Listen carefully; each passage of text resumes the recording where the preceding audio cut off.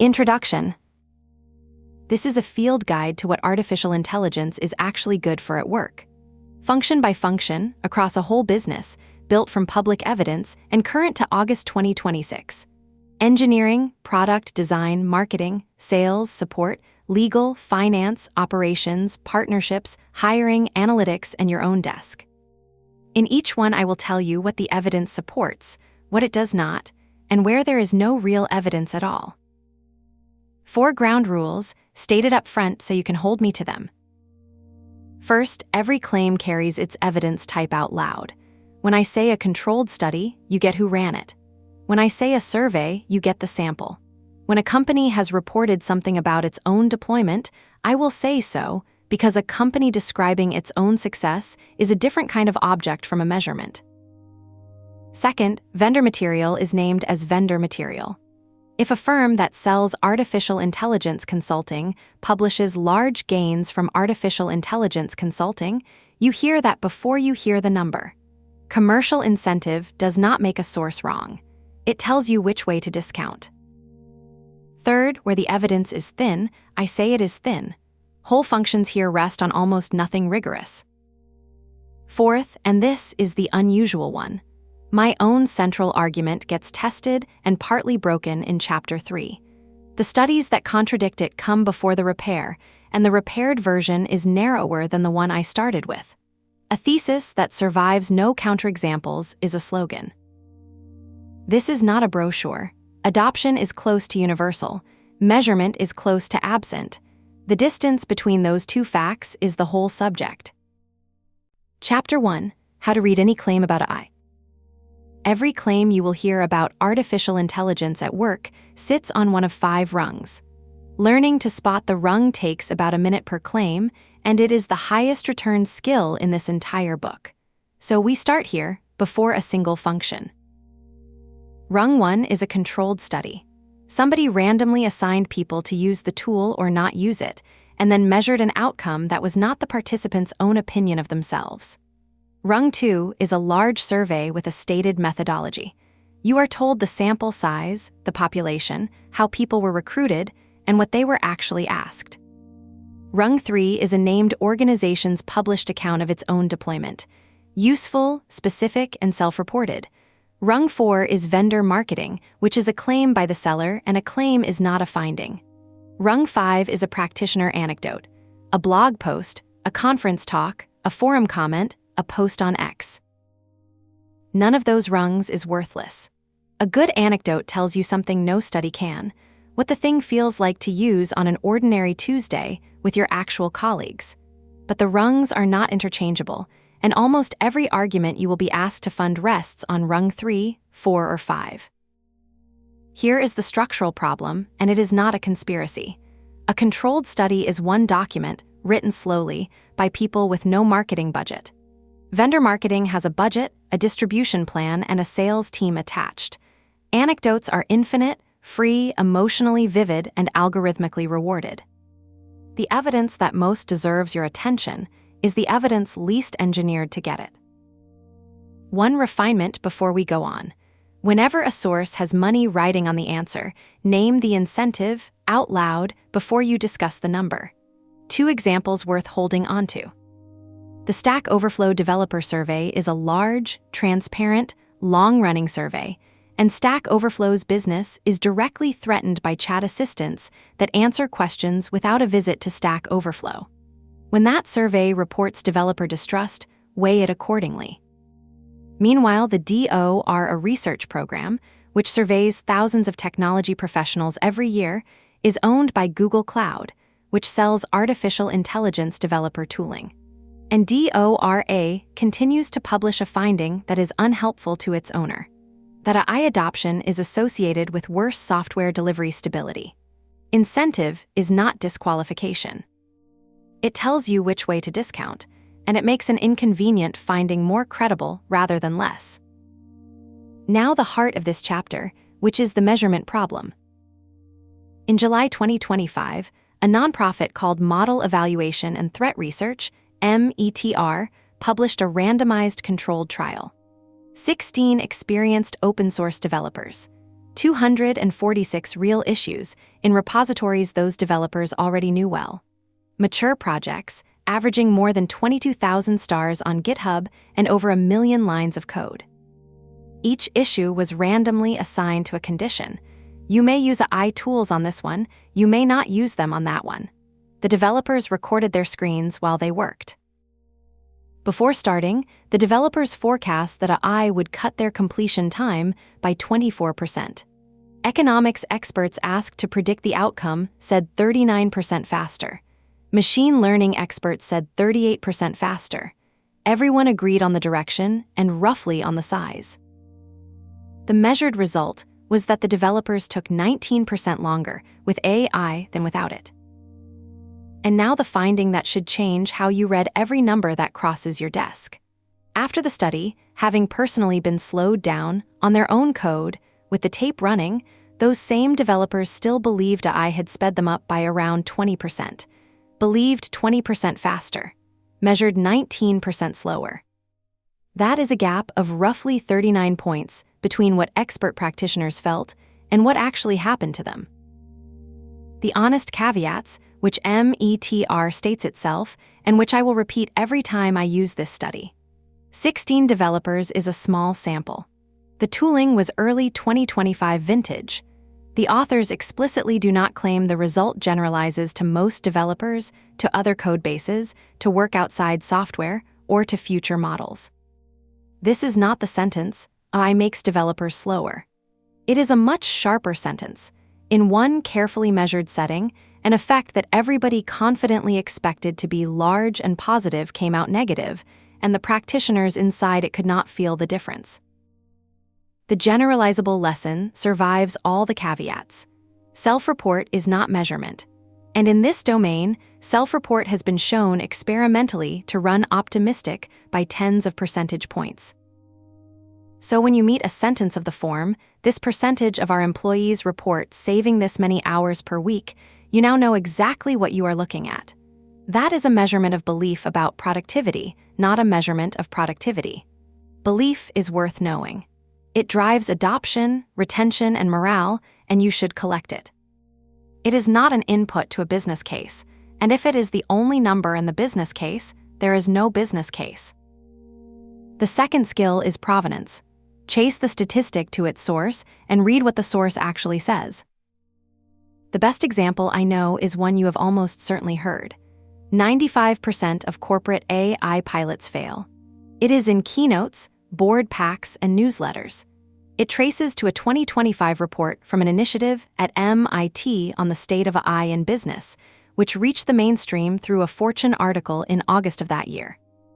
The report's stated method was 150 interviews with leaders, a survey of 350 employees, and an analysis of 300 publicly disclosed AI deployments. Here is what the report actually claims. About 5% of AI pilot programs achieve rapid revenue acceleration, while the vast majority stall, delivering little to no measurable impact on profit and loss. Put those two sentences beside each other. 95% fail is the arithmetic complement of about 5% achieved rapid revenue acceleration. Those are not the same claim, and the difference is enormous. A pilot that cut cycle time, or halved an error rate, or is simply still being rolled out, is counted inside that 95. The circulating version silently upgrades, did not produce rapid revenue acceleration into failed. Look at the bar as well. Rapid, revenue level, profit and loss visible acceleration within a short window. Almost no enterprise technology program of any kind clears that bar at pilot stage. Not an enterprise resource planning rollout, not a cloud migration, not a data warehouse. No comparison class was offered, because if one had been, the number would have looked ordinary. 3 more things about that source. It was not peer-reviewed. It is a mixed method scan, not a probability sample of enterprises, and public deployments means the ones with published information, which is a selected set by definition. And the letters MIT do a great deal of unearned work in how the figure gets received. Then notice who repeats it. Skeptics use it to argue the technology does not work. Vendors use it to argue that your current approach does not work and that you should buy theirs. A statistic that serves two opposing sales pitches equally well is a statistic to be careful with. The defensible version of that finding is longer and less quotable, which is the point. One 2025 scan of 300 public deployments, 150 leader interviews, and 350 employee survey responses found that only around 5% of generative AI pilots had produced rapid, profit and loss visible revenue acceleration. It is a directional finding from a non-peer-reviewed study, and no rapid revenue acceleration yet is not the same thing as failed. So here is what you can do on Monday with any AI claim that lands in front of you, including the ones in this book. Ask 3 questions. Who measured this, and what did they have writing on the answer? What exactly was measured? An outcome that happened in the world, or somebody's opinion about an outcome? And what does the primary document actually say in its own words rather than in the words of whoever is quoting it? The third question is the one everybody skips, and it is usually 10 minutes of work.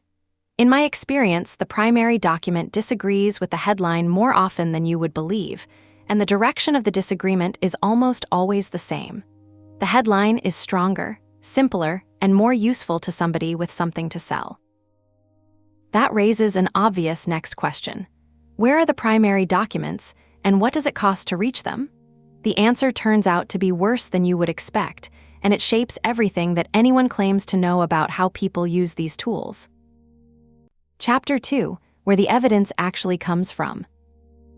This book was commissioned with a specific instruction, Research X, and many other open-source data sources. So let me tell you what happened when I tried, because the answer teaches more than anything I could have found there. Start with X, the platform formerly called Twitter.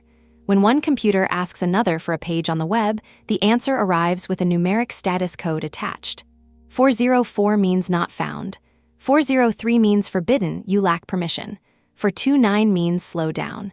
A request for a public X profile returns 402. Payment required. 402 is a rare and deliberate code. It is not a permission refusal, and it is not rate limiting. It is a machine-readable statement that public post content on X is a priced good, and that unpaid programmatic retrieval is refused at the level of the protocol itself. X, to an automated researcher, is a closed source. The paid door is the API, the Application Programming Interface, which is the structured channel a program uses to request data rather than a person clicking around a website. As of August 2026, X's API has moved from subscription tiers to credit-based, pay-per-usage pricing. You buy credits up front, and they are deducted per request. A post read costs half a cent, and then comes the sentence that matters more than the price. Pay-per-usage plans are capped at 2 million post reads per monthly billing cycle. Do the arithmetic, because the arithmetic is the whole point. 2 million post reads at half a cent each is $10,000 a month. That is affordable for any funded research project. But 2 million posts is a rounding error against what X carries in a day. So the cap binds long before the money does. A representative sample of X is not purchasable at that tier at any price, because they will not sell you one. This did not happen quietly. In February 2023, free academic access ended, with the enterprise tier reported at $42,000 a month. The Toe Center at Columbia found more than 100 research projects affected, and Nature covered the change as threatening to upend large social media studies. Work on elections, misinformation and crisis communication lost its instrument, and the public archive stretching back to 2006 went with it. So here is the rule for this book, stated aloud rather than buried in the credits. Any claim originating on X enters as anecdote, the bottom rung, and only when a third party has reproduced the post verbatim with a link, and only when I name that third party. Nothing is reconstructed from memory. Notice what that route costs you. Working through reproducers means you see only the posts somebody thought worth quoting, which is an enormous amplification filter toward the controversial and the notable. Every other workaround charges its own toll. Blue Sky publishes a Firehose and Mastodon is openly readable, but those populations are more technical and more sympathetic to a I than X's, so findings do not transfer. Community archives of donated post histories are a self-selected subset of a self-selected platform. The structural point is worth sitting with. X is where an enormous share of the practitioner conversation about AI actually happens, and it is the least studyable major source that exists. Now the rest of the landscape. Reddit looks open and is licensed. Reported deals put Google at roughly $60 million a year and OpenAI at roughly $70 million a year.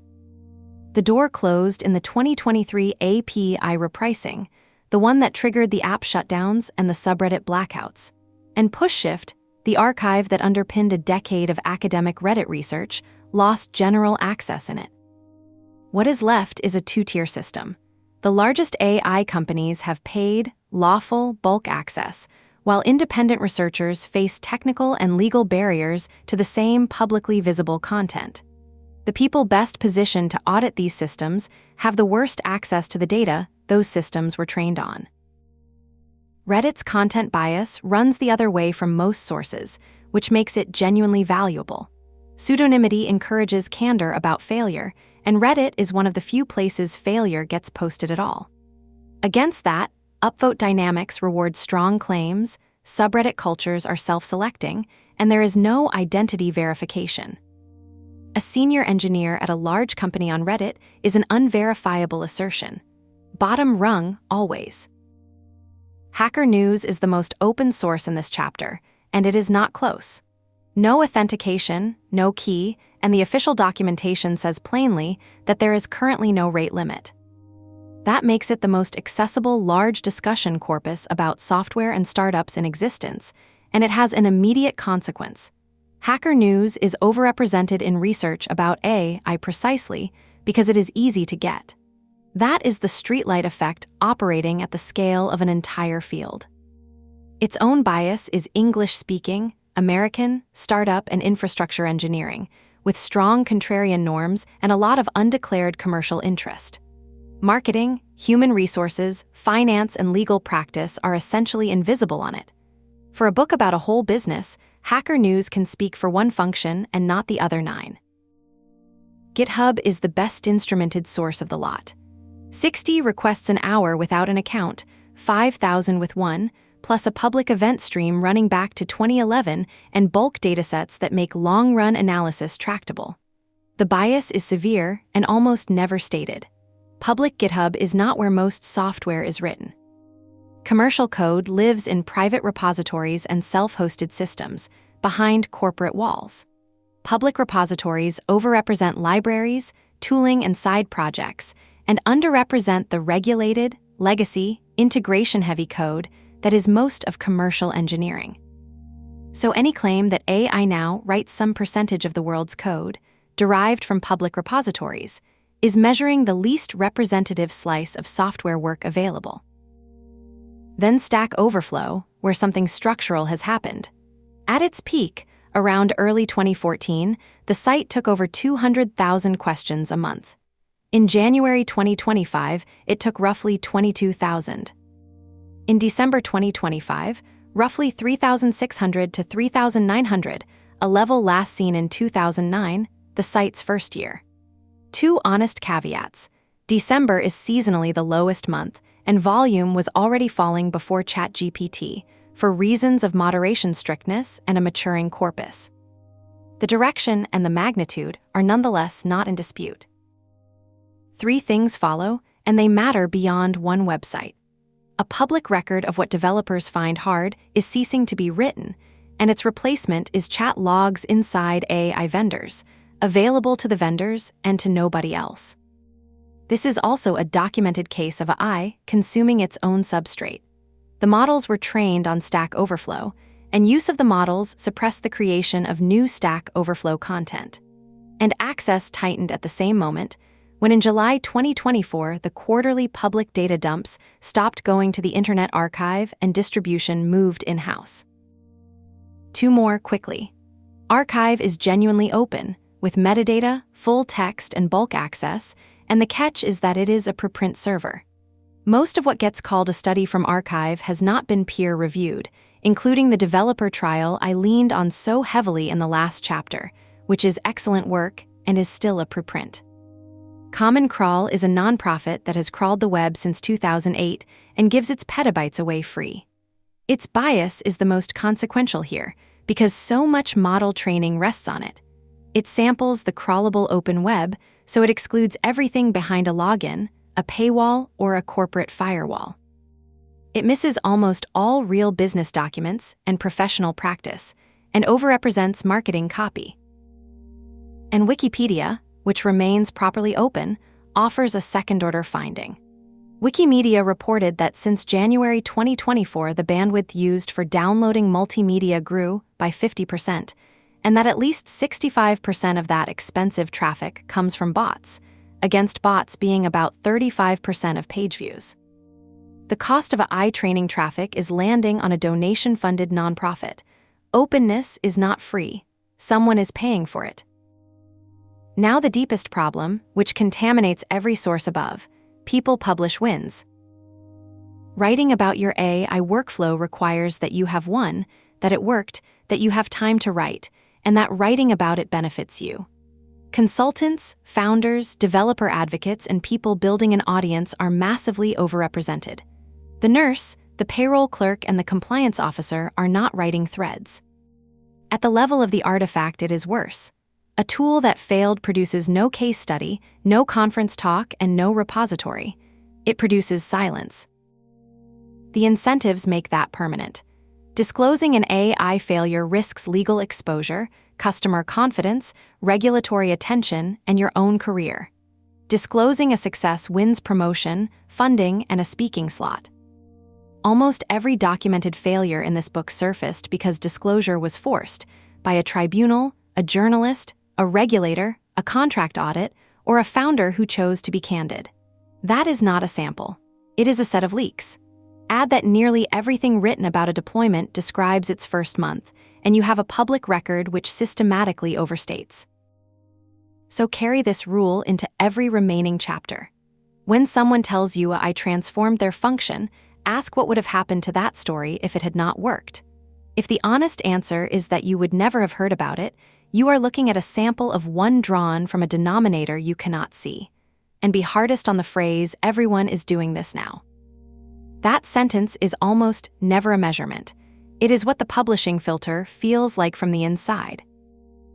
With that in place, we can ask the question the rest of this book turns on. Is there a single property of a task that predicts whether I will help or hurt? I thought there was. Next chapter is where I show you the evidence that broke it. Chapter 3, the one axis that predicts everything.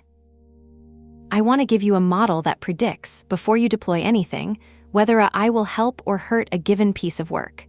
Then I want to show you the evidence that broke my first version of it and the repaired version I actually believe.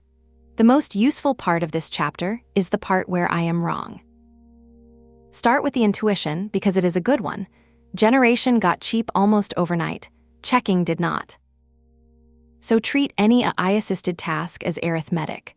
On one side, the time it would take you to do the work yourself.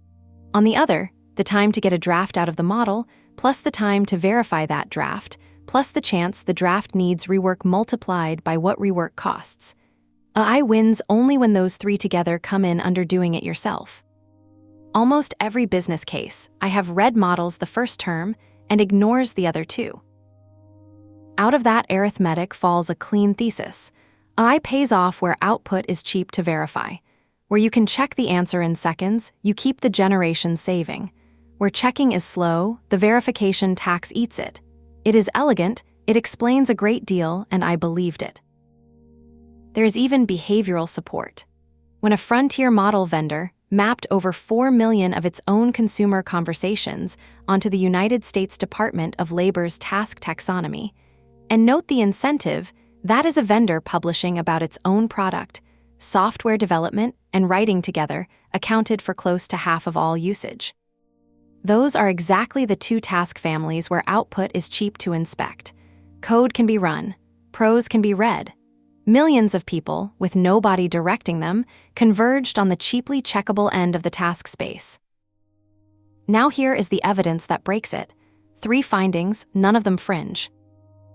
First break: software engineering has the cheapest, most objective verification in all of business. A compiler tells you whether the code is even valid. A type checker catches whole classes of mistake before anything runs. A test suite executes hundreds of checks in seconds.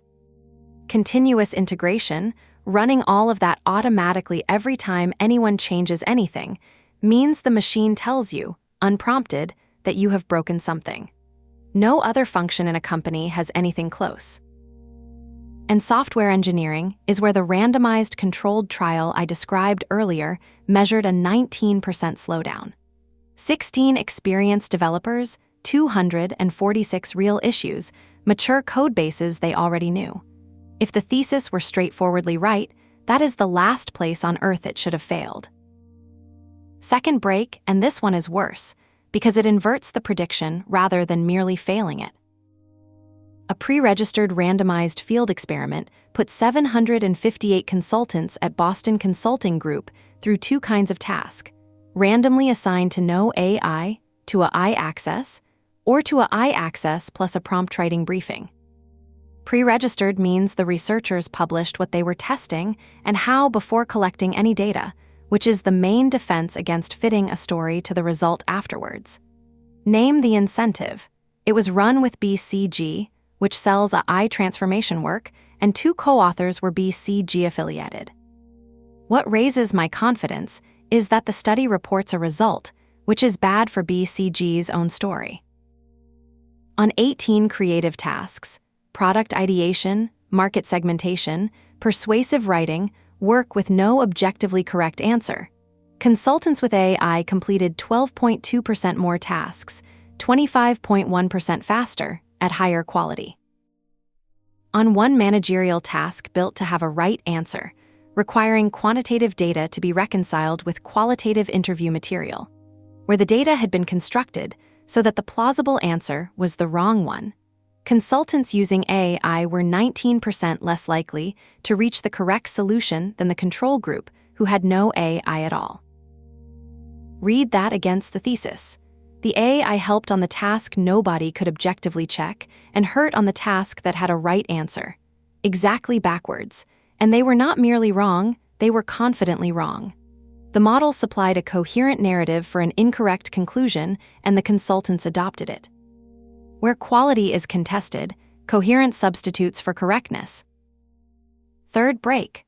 The 2 largest measured gains in the entire literature are both in subjectively graded domains. A pre-registered experiment published in Science put 444 experienced professionals, marketers, grant writers, consultants, analysts, human resources professionals, through occupation-specific writing tasks. With AI, time to complete fell about 40% and quality rose about 0.4 standard deviations. Graded blind by experienced professionals in the same occupations, there is no test suite for a press release.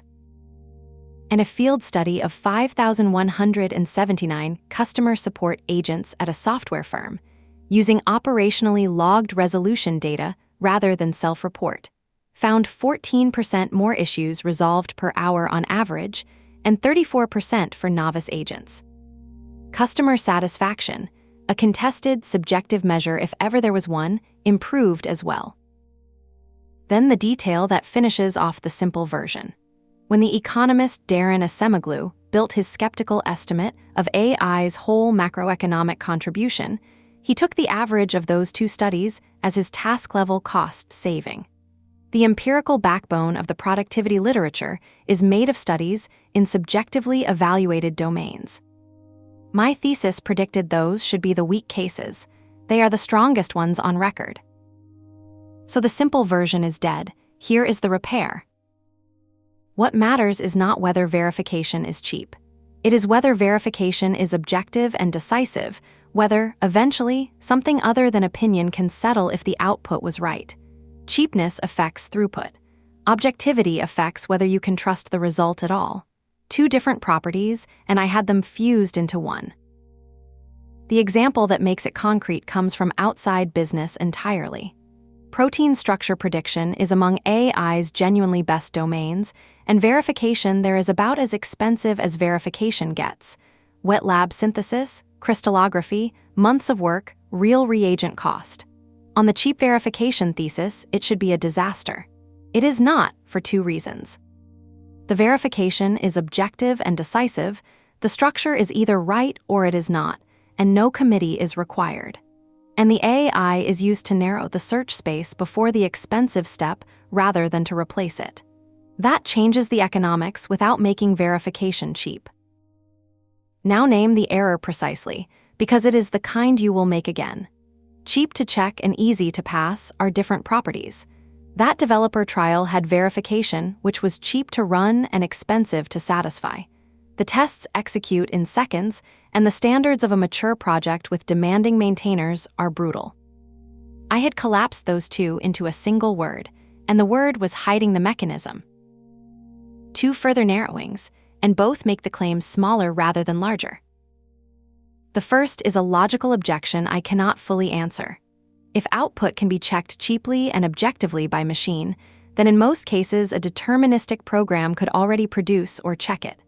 Arithmetic, schema validation, format conformance, ordinary software has been excellent at these for 50 years, and a probabilistic model is the wrong tool.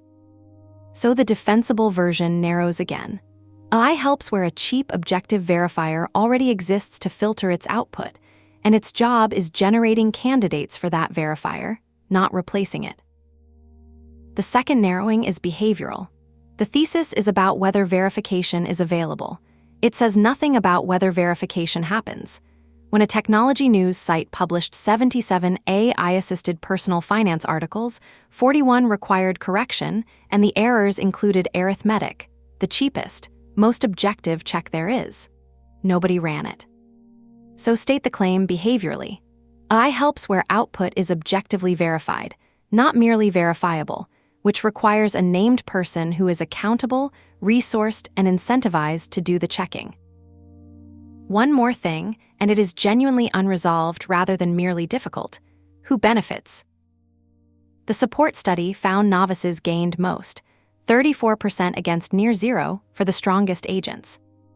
A randomized trial with Kenyan small business owners, given a business advice assistant over WhatsApp and measured on real revenue and profit, found no average effect at all, and underneath that average, high performers gained roughly 15%, while low performers declined roughly 8%. The mechanism is the striking part. Both groups asked comparable questions and received comparable advice, and the difference lay in which advice they chose to act on.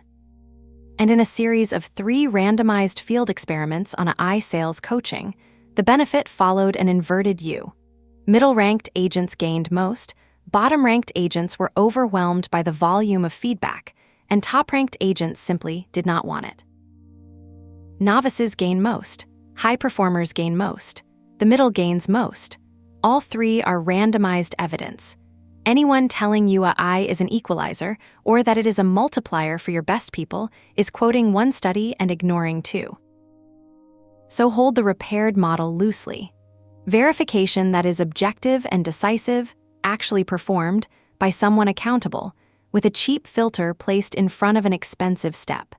That is what I will test against every function in the rest of this book, and where a function contradicts it, I will say so rather than rescue it with a redefinition.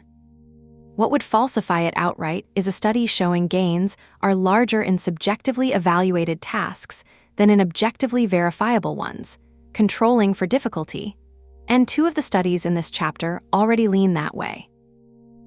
One last caveat, with an expiry date attached. Every controlled study here ran on models from 2023 to 2025. Nothing tests the agentic systems of 2026 under controlled conditions. The evidence base lags the product permanently, and any model built on it inherits that lag. We start with engineering, which has the best evidence, the best verification tools, and the most uncomfortable results in the book. Chapter 4, Engineering. If you do not write software, this is still your chapter. Engineering is where the evidence about AI at work is thickest, where the measurement is most rigorous, and where the published numbers disagree most violently. Almost every claim you will hear about AI inside your own function was made first about engineering. Engineering is the one place we can check it properly. So this is written for the executive as much as for the engineer. Start with what the tool actually is. A coding assistant is a large language model, a system trained on enormous quantities of text to predict what plausibly comes next. Code is text. It has stricter grammar than English, far less ambiguity, and an immense published corpus, so models learned it unusually well. When an engineer types a function name and the editor fills in the body, that is prediction, not comprehension. The model does not know whether your database has that column. It knows extremely well what a line of code that queries a column tends to look like. Hold that distinction. It explains everything that follows. Adoption settles one question, and only one. The Stack Overflow Developer Survey for 2025, roughly 49,000 respondents, found 84% using or planning to use these tools, up from 76% the year before, and 51% of professional developers using them daily. The DORA research program surveyed about 5,000 technology professionals and found 90% adoption, and a median of 2 hours a day spent working with iDora is owned by Google Cloud, which sells developer tooling into this exact market, and I will say that every time I use it. Now the second number from each survey. Stack Overflow, only about 3% highly trust the accuracy of the output, and roughly 46% actively distrust it. Dora, only 24% report high trust. Positive sentiment on Stack Overflow fell from above 70% in 2023 and 2024 to 60% in 2025. Usage up. Enthusiasm down. That is not a contradiction. It is the correct posture toward a machine that produces a draft. Now the disagreement that matters. Two controlled experiments sit at opposite ends of the published range, and both are real. The first, by Peng and colleagues, randomly assigned recruited developers to write a small web server from scratch. The treatment group finished 55.8% faster. Note the conflict of interest immediately. 3 of the 4 authors worked for GitHub and Microsoft, the vendor of the tool under test. The second study is from METR, a nonprofit evaluation organization that sells no developer tools. 16 experienced open-source maintainers worked 246 real issues in repositories they already knew intimately, averaging over 1 million lines of code. Issues were randomly assigned to allow or disallow AI the result. They took 19% longer with AI. 56% faster and 19% slower are not in conflict. They are 2 points on one curve. The first task was greenfield, self-contained, fully specified, with no existing code base to respect and no reviewer with standards. The second was expert work inside a system the human already held in their head. The principle, and it is the most portable thing in this chapter. The value of AI coding is roughly inverse to how much context the human already has. Unfamiliar code base, unfamiliar language, boilerplate, migrations, tests, high value. Deep expert work in a system you know cold, low, and sometimes negative. So, the strongest evidence in all of engineering AI, it is not what the vendor decks lead with. It is automated test generation, and the case with real numbers is Meta's system called TestGen LLM, deployed on Instagram Reels and Stories and on Facebook and Instagram test events. 73% of the tests it recommended were accepted into production by Meta's own human engineers. 75% of what it generated built correctly, 57% passed reliably, 25% raised test coverage, and it improved 11.5% of the classes it was run on. This is a company reporting on itself, so treat the framing with care. But the acceptance number was adjudicated by human engineers who had no reason to be generous, at industrial scale, which is more than almost any other case in this book can say. The reason it works is the design, and the design generalizes far beyond tests. Meta filtered the model's output through an objective machine verifier before a human ever saw it. The system only surfaced a test if it provably compiled, provably passed, and provably increased coverage. Everything else was discarded silently. The engineer was never asked to evaluate a plausible-looking failure. That is why 73% stuck. Generation plus automated verification beats generation alone in every function in this book. Now the most oversold claim, and it is the one in every vendor deck. AI makes our senior engineers dramatically faster. This is the exact claim the METR trial contradicts. Before starting, those developers predicted AI would speed them up by 24%. They were measured, on screen recordings, at 19% slower. And here is the finding you should carry out of this chapter. After finishing, having lived the entire experience, they still believed AI had sped them up by about 20%. That is a gap of roughly 39 percentage points between what was felt and what was measured among expert practitioners on their own code. Be fair to the study, because it is routinely overclaimed in the skeptical direction. 16 developers is a small sample. The authors state explicitly that they are not showing AI fails to speed up most developers generally, not claiming the result travels outside software, not predicting future systems, and not ruling out better results from better tooling. They call it a snapshot of early 2025 capability in one relevant setting. Take it as exactly that. But take the perception gap seriously, because it applies everywhere. Almost every AI productivity figure an executive is shown is self-reported, and self-reported gain, in this domain, has been measured to run optimistic by tens of points, by people acting in complete good faith. Which brings us to the structural point. Generation got cheap. Review did not. AI makes it cheap to write code and no cheaper to understand it, and human review capacity is fixed. So adoption converts a writing bottleneck into a reviewing bottleneck, and the failure mode is not that bad code gets written. It is that code gets merged unread. Google, reporting on its own internal tooling, says it now resolves more than 8% of code review comments with AI assistance, and that it deliberately manages acceptance rate targets to balance review cost against added value. Read that again. One of the most sophisticated engineering organizations on Earth is deliberately throttling how many suggestions it shows, because reviewer attention is the scarce resource.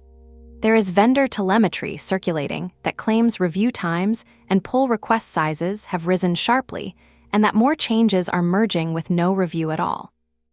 The direction is consistent with everything else here. The specific percentages come from a company selling engineering intelligence software. They are not peer-reviewed, and one of the summaries contradicts itself on adoption figures. I am not going to quote those numbers, and neither should you. The survey evidence carries the point without them. The top developer frustration, at 66%, is AI solutions that are almost right but not quite, and 45% say debugging AI-generated code takes longer than debugging their own. Nearly right is the most expensive kind of wrong, because it survives review. Now let me test my own thesis against this function, because engineering is the best test there is, and it partly contradicts me. My model is that AI pays where verification is objective and decisive, where something other than opinion can eventually settle whether the output was right. Software has the cheapest, most objective verification in all of business: compilers, type checkers, test suites, continuous integration. By my model, it should be AI's best domain. It is where the clearest measured slowdown was found. I can repair that. Cheap to check and easy to pass are different properties, and METR's repositories had verification that was cheap to run and expensive to satisfy, but I want you to notice that I had to repair it in the one function where the thesis should have one outright. Hold the model loosely. What survived intact is the narrower version. AI helps where a cheap objective verifier already exists to filter its output before a human looks. That is exactly what Meta built. 2 things to do on Monday. First, for any proposed AI use in engineering, ask what checks this before a person does. If the answer is a person, you have not saved work, you have moved it onto your most senior and scarcest people. Second, measure rather than ask. DORA's own conclusion is that AI amplifies whatever system it lands in. Strong delivery pipelines get faster, weak ones get more unstable, faster. Buying the tool is not the intervention. Next, product management, a function with no controlled evidence at all, and a very clear practitioner verdict about which part of the job cannot be delegated. Chapter 5, Product Management. Let me open with the finding, because in this function the shape of the evidence is the finding. There is no randomized controlled trial of AI-assisted product management. None. I looked, and this research found none. The best available evidence is one large survey with a stated methodology, plus a small number of detailed practitioner accounts, one of which is unusually honest. So everything in this chapter is softer than what I told you about engineering, and I am going to keep saying so. First, the machine. A large language model is a system trained to predict plausible continuations of text.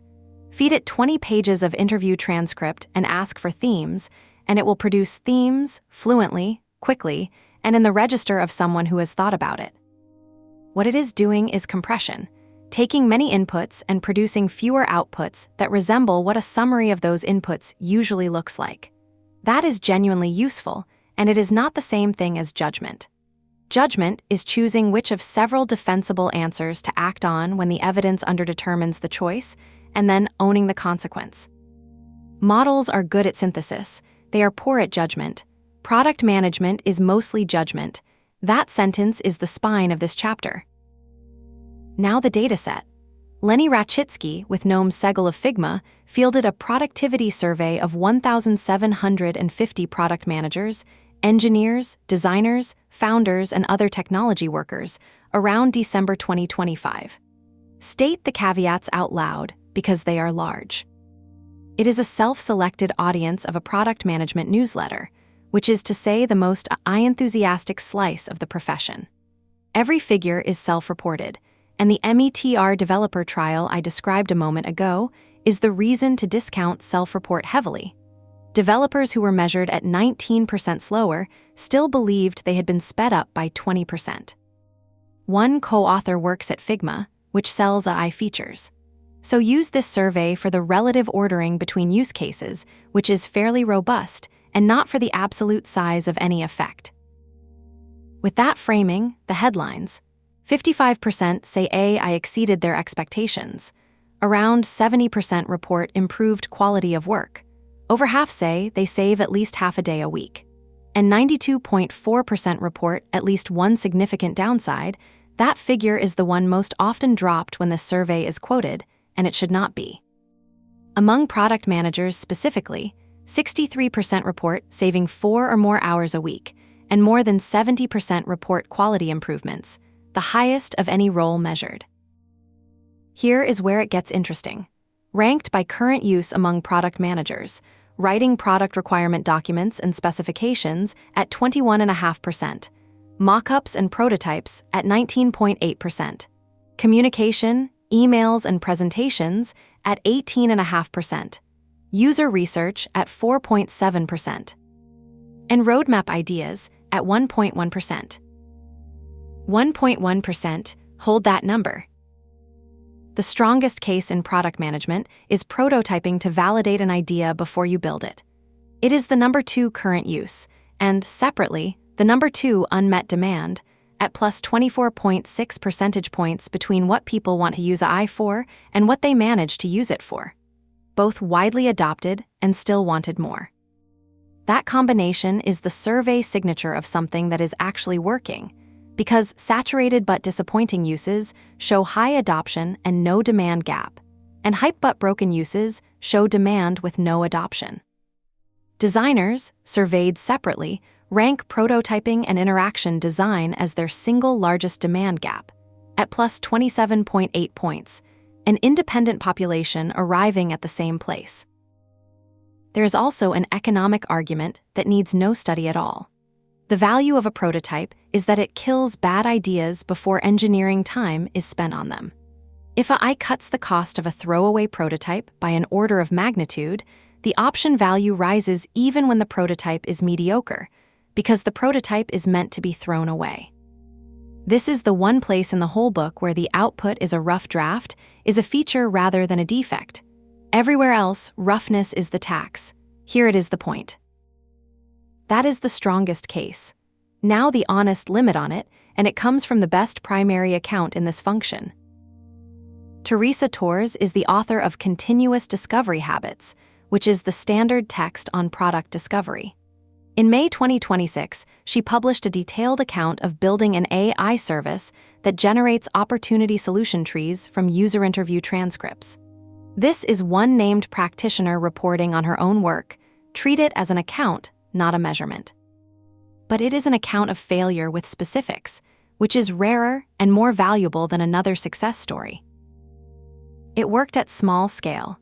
3 customer interviews in, the service produced usable trees. Design partners engaged, and 1 converted to paid after hitting the beta limits, which is a genuine willingness to pay signal. Then it broke. By around the 14th to 16th uploaded interview, the change sets the model produced no longer reliably matched the trees the service was actually outputting. Her diagnosis is technical and, I think, generalizable. Comparing 2 tree structures is fundamentally harder than comparing 2 linear documents, because structural operations, splitting a node, merging 2 nodes, become invisible in a naive comparison.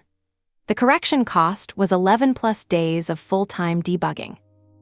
Her fix was to build a loop in which the model validates its own work against automated checks before anything reaches a human, after which repairs typically take 1 or 2 turns. She is explicit that errors remain theoretically possible. 2 of her lines belong in your head. The first, I found a lot of gaps in my implementation in areas where I simply trusted that Claude got it right, when in fact it didn't. The second, and it is the best single sentence in this entire facet, the prototype only represents 20% of the work. The demo of a AI research synthesis is real. The demo is 20% of the job. The remaining 80% is accumulation logic, what happens when interview 15 contradicts interview 3, and that is where every synthesis tool this research located degrades. Notice also that her eventual fix is the same fix meta used for automated test generation in engineering. Make the model check itself against an objective verifier before a human ever sees the output. 2 unrelated practitioners, 2 unrelated problems, 1 architecture. There is a related puzzle worth 30 seconds. User research synthesis is used by only 4.7% of product managers, but it has the largest unmet demand of any product management use, at plus 27.2 points. The thing product managers most want AI to do is the thing they least manage to do with it. Meanwhile, designers use AI for research synthesis at 22.3%, nearly 5 times the product management rate, same task, same kind of data.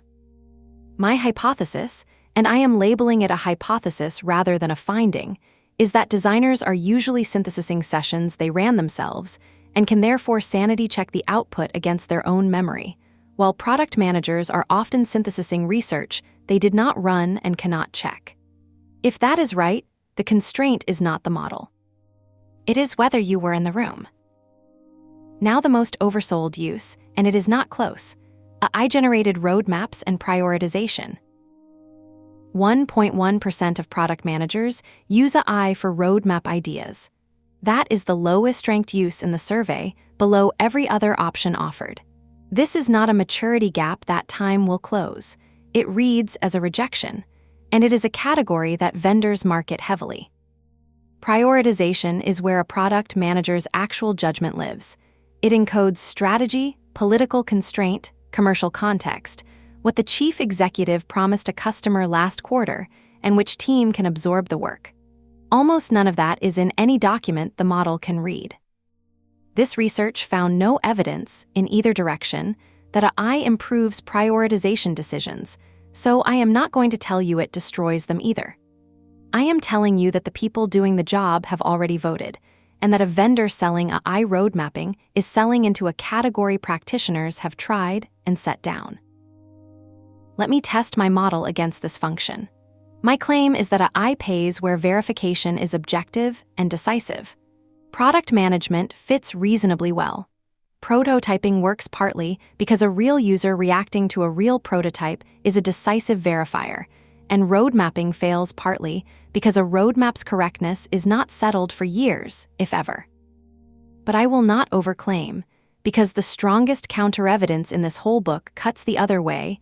The Delacqua study of consultants found I helped most on the creative task with no objectively correct answer, and hurt on the business problem that had one. Judgment versus synthesis is a better description of what is happening in product than verification cost is. Where the two framings disagree, in this function I would trust the first. One thing to try on Monday. Take the next idea you were about to put into a specification and prototype it instead, cheaply, with the explicit intention of throwing it away. And one thing to refuse, any tool that offers to rank your backlog for you. Next, design, where the popular story about AI is close to exactly backwards. Chapter 6, Design. The popular story about AI and design is that the machine generates the mockups. It is close to backwards, and the data saying so comes from designers themselves. This is also the function where I have to tell you the least comfortable thing in the book. The honest answer here is that the tooling is worse than the marketing, and the people who say so are not nostalgists. They are senior practitioners at serious companies making specific, structural arguments.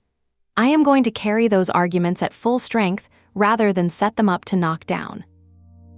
Two datasets, and they need weighting differently. The first is the AI in Design report for 2026, from Designer Fund in partnership with Foundation Capital. Over 900 designers across more than 60 countries, plus more than 20 practitioner and leader interviews, fielded in the first quarter of 2026. Declare the interest. Both organizations are venture investors with portfolio exposure to how design AI turns out. That is not vendor marketing for a product, but it is not disinterested either. It is still the best design dataset that exists. The second is Figma's own 2026 AI report, 8,403 survey responses plus 639 interviews across 10 markets. Figma sells AI design features, and the sample is Figma's own audience. That is vendor research about a market the vendor monetizes, and I will label it every time I use it. One observation about that report is itself informative. It contains extensive data on adoption, on collaboration, and on design's rising importance, and no data at all on what AI does not do well. Adoption is close to total. 91% of designers use AI weekly, up from 54% the year before. 75% use it daily. The average designer's stack is now 7 AI tools, up from 3. 85% have used coding tools or app builders of some kind, and 50% have shipped AI-generated code to production. Figma's vendor data adds that designers doing development work rose from 21% to 41% year-on-year, while developers doing design work rose from 44% to 60%. Role boundaries are dissolving in both directions. Now the two tables that matter read together. Ranked by year-on-year growth in adoption, the fastest-growing design use of AI is code generation, up 31 points, the largest gain of any task. Wireframing is up 27, design systems up 24, interface copy up 18, design quality assurance up 16. And in the separate practitioner survey I described in the last chapter, designers' current top uses rank as follows. User research synthesis at 22.3%, content and copy at 17.4%, design concept ideation at 16.5%, prototyping at 13.2%, and visual design at 3.3%. Visual design, 3.3%. The thing everyone assumed AI would take first is the thing designers use it for least, and the fastest-growing design use of AI is writing code. AI moved into design through the engineering door, not the aesthetic one. So the strongest evidence in design is generating code from design work. It is growing faster than anything else. Half of surveyed designers have shipped AI-generated code to production, and prototyping and interaction design is designers' largest single unmet demand at plus 27.8 percentage points. It works for exactly the reason automated test generation works in engineering. The output has an objective verifier standing between the machine and the human. Code compiles or it does not. It runs or it throws. Taste does not compile. The evidence grade here is a survey of about 900 people with a declared investor interest. That is real, but it is not a controlled study, and no controlled study of AI in design exists. Say that plainly before anyone builds a budget on it. Now the most oversold use, which is generative AI producing finished visual design and mockups. The practitioner data contradicts the narrative on every axis measured. Visual design is the lowest ranked AI use among designers at 3.3%. 62% name inconsistent output as their single biggest challenge. 80% say high-quality output is what makes a tool sticky, meaning quality, not speed, is the purchase criterion in this function. And designers are the least satisfied role of any surveyed. Only 45% report positive return on investment, against 78% of founders. 31% say AI fell below their expectations, roughly 3 times the founder rate. 47.5% save 4 or more hours a week, the lowest of any role. The Designer Fund report's own summary is that reliable output quality remains the largest area for improvement, and that the tools are not quite there yet. There is a structural reason for this, and it is the cleanest illustration of my model in the entire book. In engineering, almost right code fails a test and you find out in seconds. In design, almost right is a judgment call a human has to make every single time, and there is no test suite. Design has no automated verifier. That is why designers get less out of AI than any other role, and it predicts precisely which design tasks do work, the ones with an objective check. Which is why code generation is the fastest growing use. Now the craft objections, and I want to give them at full strength with names attached, because they are usually blurred into one vague complaint about soul and then dismissed. They are 4 distinct arguments, and they need 4 different answers. The first is the bottleneck objection, and it is the strongest. Kari Saarinen, chief executive of Linear. The hard part of design is rarely generating the form. It is understanding the problem well enough to know what and how something should exist. Notice that this is not an argument about output quality. It is an argument that generation was never the bottleneck, so accelerating generation accelerates nothing. No adoption statistic rebuts that. If he is right, a tool that produces 40 mockups in a minute has optimized the cheap step. The second is the exploration objection. Nikin Zakai, a product designer at Cursor, code forces you to commit to your first idea and go deep at the expense of the broad exploration that Figma made easy. Sit with the source of that quote. Cursor is one of the AI coding companies. The person best placed to benefit from code-first design workflows is the one naming the trade-off. Breadth of exploration is being exchanged for depth of implementation, and as far as this research could establish, nobody is measuring the loss. The third is craft atrophy and succession, and it comes from an executive at a publicly traded company, speaking anonymously in that same interview set. We all worry about craft atrophy and how successful younger associates will fare given that AI has been more core to their journey. This is the same mechanism as the review bottleneck in engineering, stated in a different register. The skill required to supervise AI output is the skill that working through AI prevents you from acquiring. The fourth is homogenization, the worry that everyone drawing from the same models converges on the same look. It is widely held, and the report names it.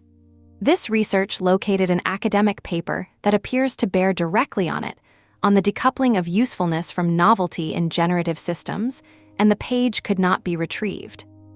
So I do not know what it found, and I am not going to characterize it. Treat homogenization as a serious and currently unmeasured concern. Katie Dill, head of design at Stripe, on speed against quality. It's like a burrito that took a minute and a half to microwave. Is it actually good? Heck no. And David Stinnett at Samsara names a social cost the productivity framing misses entirely. Loneliness replacing collaborative energy, everyone building independently in a terminal. Now be fair to the other side, because the same survey carries it. 53% of designers report positively transformed job satisfaction, against 18% reporting decreased satisfaction. Ownership is mixed rather than hostile. 40% feel full ownership of I-produced work, and a further 43% feel it is mostly theirs, though that does leave roughly a fifth who do not feel the work is theirs at all. The honest summary is not that designers hate this. It is that designers have adopted it almost universally, get less out of it than any other role, and are by some distance the most articulate about why. 2 clarifications before I hand off. First, accessibility checking is frequently marketed as an AI win. This research found no survey data, no controlled study, and no practitioner measurement of it. I will not assert an outcome. I will say only that accessibility has objective machine-checkable rules, contrast ratios, alternative text, focus order, which is exactly the verifier property that makes test generation work. It should work. Nobody has published that it does, and that gap is an opportunity for someone. Second, do not conflate 2 different controversies. The public argument about generative imagery is largely not a live argument inside product design teams, because product designers barely use it. It is very live in brand, illustration, and marketing imagery, which is a different population that neither of these surveys covers. Which is where we go next. Marketing, where the same capability is simultaneously the best structured use in the function and the most oversold. Chapter 7, Marketing. Marketing has the loudest AI claims in the business and some of the thinnest evidence behind them. It also has the neatest structure of any chapter in this book, because here the strongest use and the most oversold use are the same capability pointed in 2 different directions. Both are about content volume. The difference between them is whether a measurement system stands between the machine's output and the customer. Start with what actually happened to the web, because the number you have heard is wrong. In April 2025, the search tooling company Ahrefs analyzed 900,000 newly created English-language web pages with its own detector, and found that 74.2% contained AI-generated content. That figure went around the world as 74% of new pages are AI. That is not what it says. Break it down, 2.5% were purely AI, 25.8% were purely human, 71.7% were a mix of both. The dominant mode is hybrid, a human directing, with a model in the loop. That is a far less alarming and far more accurate picture, and correcting it is the first thing you can do with this chapter. Note also that Ahrefs sells an AI content detector, so it has a commercial interest in AI content being prevalent. Now the strongest evidence in marketing, and I want to be careful about what strongest means here. It is using AI to generate many creative and copy variants, which are then selected by real measurement, A/B testing, incrementality testing. The reason I rate this highest is structural, not empirical. It inverts the risk. You are not publishing model output. You are using the model to fill the top of a funnel of candidates and letting a measurement system that predates AI by decades decide which one reaches a customer. The design is robust to the models being mediocre because bad variants lose the test. And the evidence for the selection mechanism itself, controlled experimentation in marketing, is old, solid, and not in dispute. Here is the honesty requirement attached to that. The specific uplift figures circulating for AI creative testing are almost all published by the platforms that sell automated creative products, which is to say Meta and Google reporting on their own tools. This research located no independent controlled study of generative AI creative testing. So my confidence is in the structure, not in an effect size, and if someone shows you a percentage for this, ask who ran the test and who sells the tool. The same caution applies to personalization, where the industry blurs 2 different things under one word: recommender systems and propensity models, which are decades old, well-evidenced and not generative AI, and generative personalization, for which this research found no controlled evidence at all. The first has a track record. The second is borrowing it. Now the most oversold use: publishing AI-generated content at volume as a search or demand generation strategy. This is where I have to be more precise than the discourse, in both directions. The best study available is from RFs again, published this July with data covering June 2025 to June 2026. They sampled 1 million pages from the top 10 search positions across 100,000 result pages. About 150,000 had enough text to run detection on. Same caveats. They sell the detector, and they state plainly that AI detection is imperfect and differs from whatever Google does. What they found? Pages that are heavily AI-written earn roughly 2 to 3 times fewer impressions than pages with low or moderate AI content. Indexation is lower, about 40% for pages that are 80% or more AI, against about 49% for low AI pages. And the gradient across the first page of results is remarkably gentle. Mean AI content rises from about 27% at position 1 to about 31% at position 10. Now the part that gets left out, and it matters. There is no cliff. Pages that are 100% AI-generated still hold 5.3% of top 3 positions. Around 40% of very high AI pages are still indexed. Nothing here shows a penalty being applied to AI content as such. The author's own conclusion is that Google is not against AI content, it is against bad content, and his stated caveat is worth quoting because most people repeating this study drop it.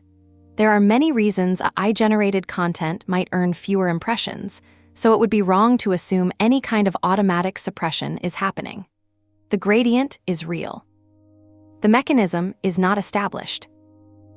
Google's own published policy agrees, and this is a rare case of stated policy and observed behavior lining up. The spam policy defines scaled content abuse as many pages generated for the primary purpose of manipulating search rankings and not helping users. Generative AI appears there only as one example of a way to produce many valueless pages. The rule is written around purpose and value, not production method, and when Google strengthened it in 2024, it explicitly extended to content produced at scale whether automation, humans, or a combination are involved. Method neutral by design. There is no rule against AI-written content. There is a rule against worthless pages, and there always was. One number to handle carefully. Google said in March 2024 that a core update, combined with its previous efforts, would collectively reduce low-quality, unoriginal content in search results by 40%, and then in an April update claimed 45%. That is Google reporting on its own product. It refers to low-quality, unoriginal content in general, and it is not a statement about AI content. Say, Google says, every time you use it, and never let it become, AI content was cut by 45%. So why is volume the oversold strategy if there is no penalty? Because the assumption underneath it, cheaper content, therefore more traffic, is the one thing the data does not support. You are not the only person whose costs collapsed. NewsGuard, which tracks this and which sells ratings to advertisers, counted 3,749 AI content farm websites as of late June 2026, across 16 languages, publishing dozens of articles a day under generic news-sounding names. Those pages compete for the same attention. And there is a brand safety edge here. Those sites carry programmatic advertising, so a brand buying open exchange inventory funds them by default unless it has actively chosen not to. Now the structural argument about outbound, which is stronger than any anecdote about reply rates. Since the 1st of February 2024, Google's rules for anyone sending 5,000 or more messages a day to Gmail accounts require sender authentication, one-click unsubscribe, and the binding one, spam complaint rates kept below 0.10%, with an instruction never to reach 0.30%. Read what that constraint actually is. It is not a volume cap. It is a quality gate expressed as a rate. 0.10% is one complaint per 1,000 delivered messages.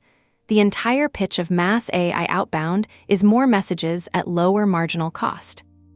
But sending 10 times as many mediocre, poorly targeted emails does not multiply pipeline.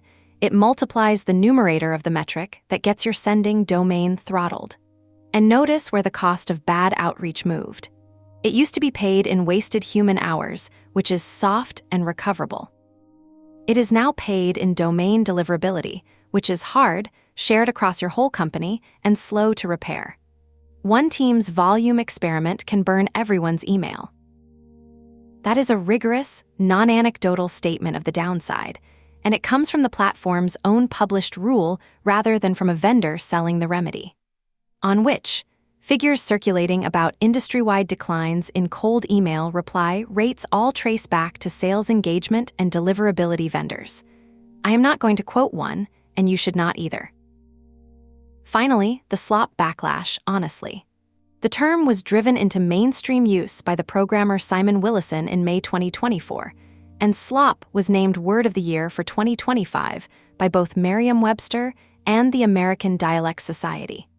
Within about 3 years, the culture named the byproduct of the technology and made it Word of the Year.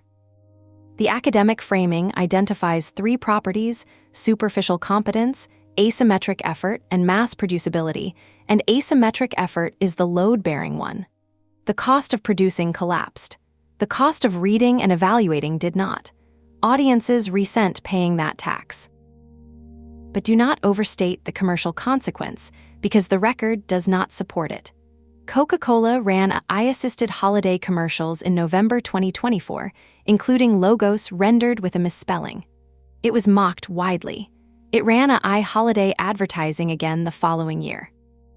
These incidents come to me through a tertiary source, so treat them as reported rather than established. The disconfirming read is unavoidable. The backlash is loud and, so far, commercially cheap. The honest framing is not that AI advertising destroys brands.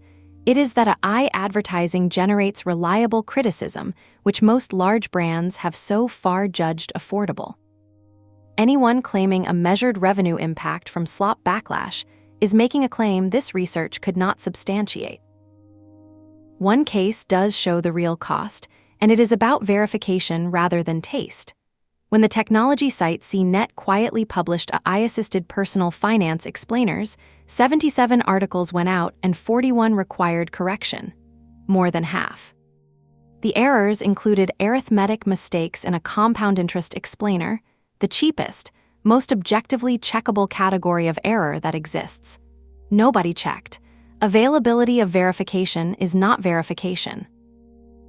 Which brings us to sales, where everyone automated outreach at the same moment, and where 2 genuine randomized experiments say something nobody selling the tools wants repeated. Chapter 8, Sales. Sales has exactly 2 randomized field experiments testing artificial intelligence inside a live selling operation. 2. Both came from the same research group, both were published in top marketing journals, and both produced findings inconvenient for the people selling the tools. Almost everything else in this function is vendor marketing or a practitioner's story. So this chapter spends most of its time on those 2 studies. One piece of groundwork first: in case selling is your function and machine learning is not. A large language model is a system trained to predict what text comes next, across an enormous quantity of writing. That is the whole mechanism. It is why the output is fluent, and it is also why the model states something false with precisely the confidence it states something true. The industry calls that a hallucination. A plainer name is a fabrication that sounds like the rest of the sentence. The first experiment. Luo, Chin, Fang, and in the Journal of Marketing, 2021, titled Artificial Intelligence Coaches for Sales Agents, Caveats and Solutions. 3 randomized field experiments comparing an AI coach against human managers training live sales agents. I am not going to give you a sample size because the published abstract does not state one. That is a real gap, and I would rather name it than round it off. The headline finding is a shape almost nobody predicts. The incremental benefit of the AI coach over human managers was not a straight line. It was an inverted U. Middle-ranked agents improved by the largest amount. Bottom-ranked agents showed limited gains. Top-ranked agents showed limited gains. Both ends of the distribution failed to benefit, and for opposite reasons. At the bottom, the problem was information overload. The machine gave more feedback, more precisely, more often than a human manager would, and the weakest agents could not absorb it. At the top, the problem was aversion. The best agents held the strongest dislike of being coached by a machine rather than a person. They did not fail to benefit. They declined to participate. Then come the two follow-up experiments, which matter more than the headline.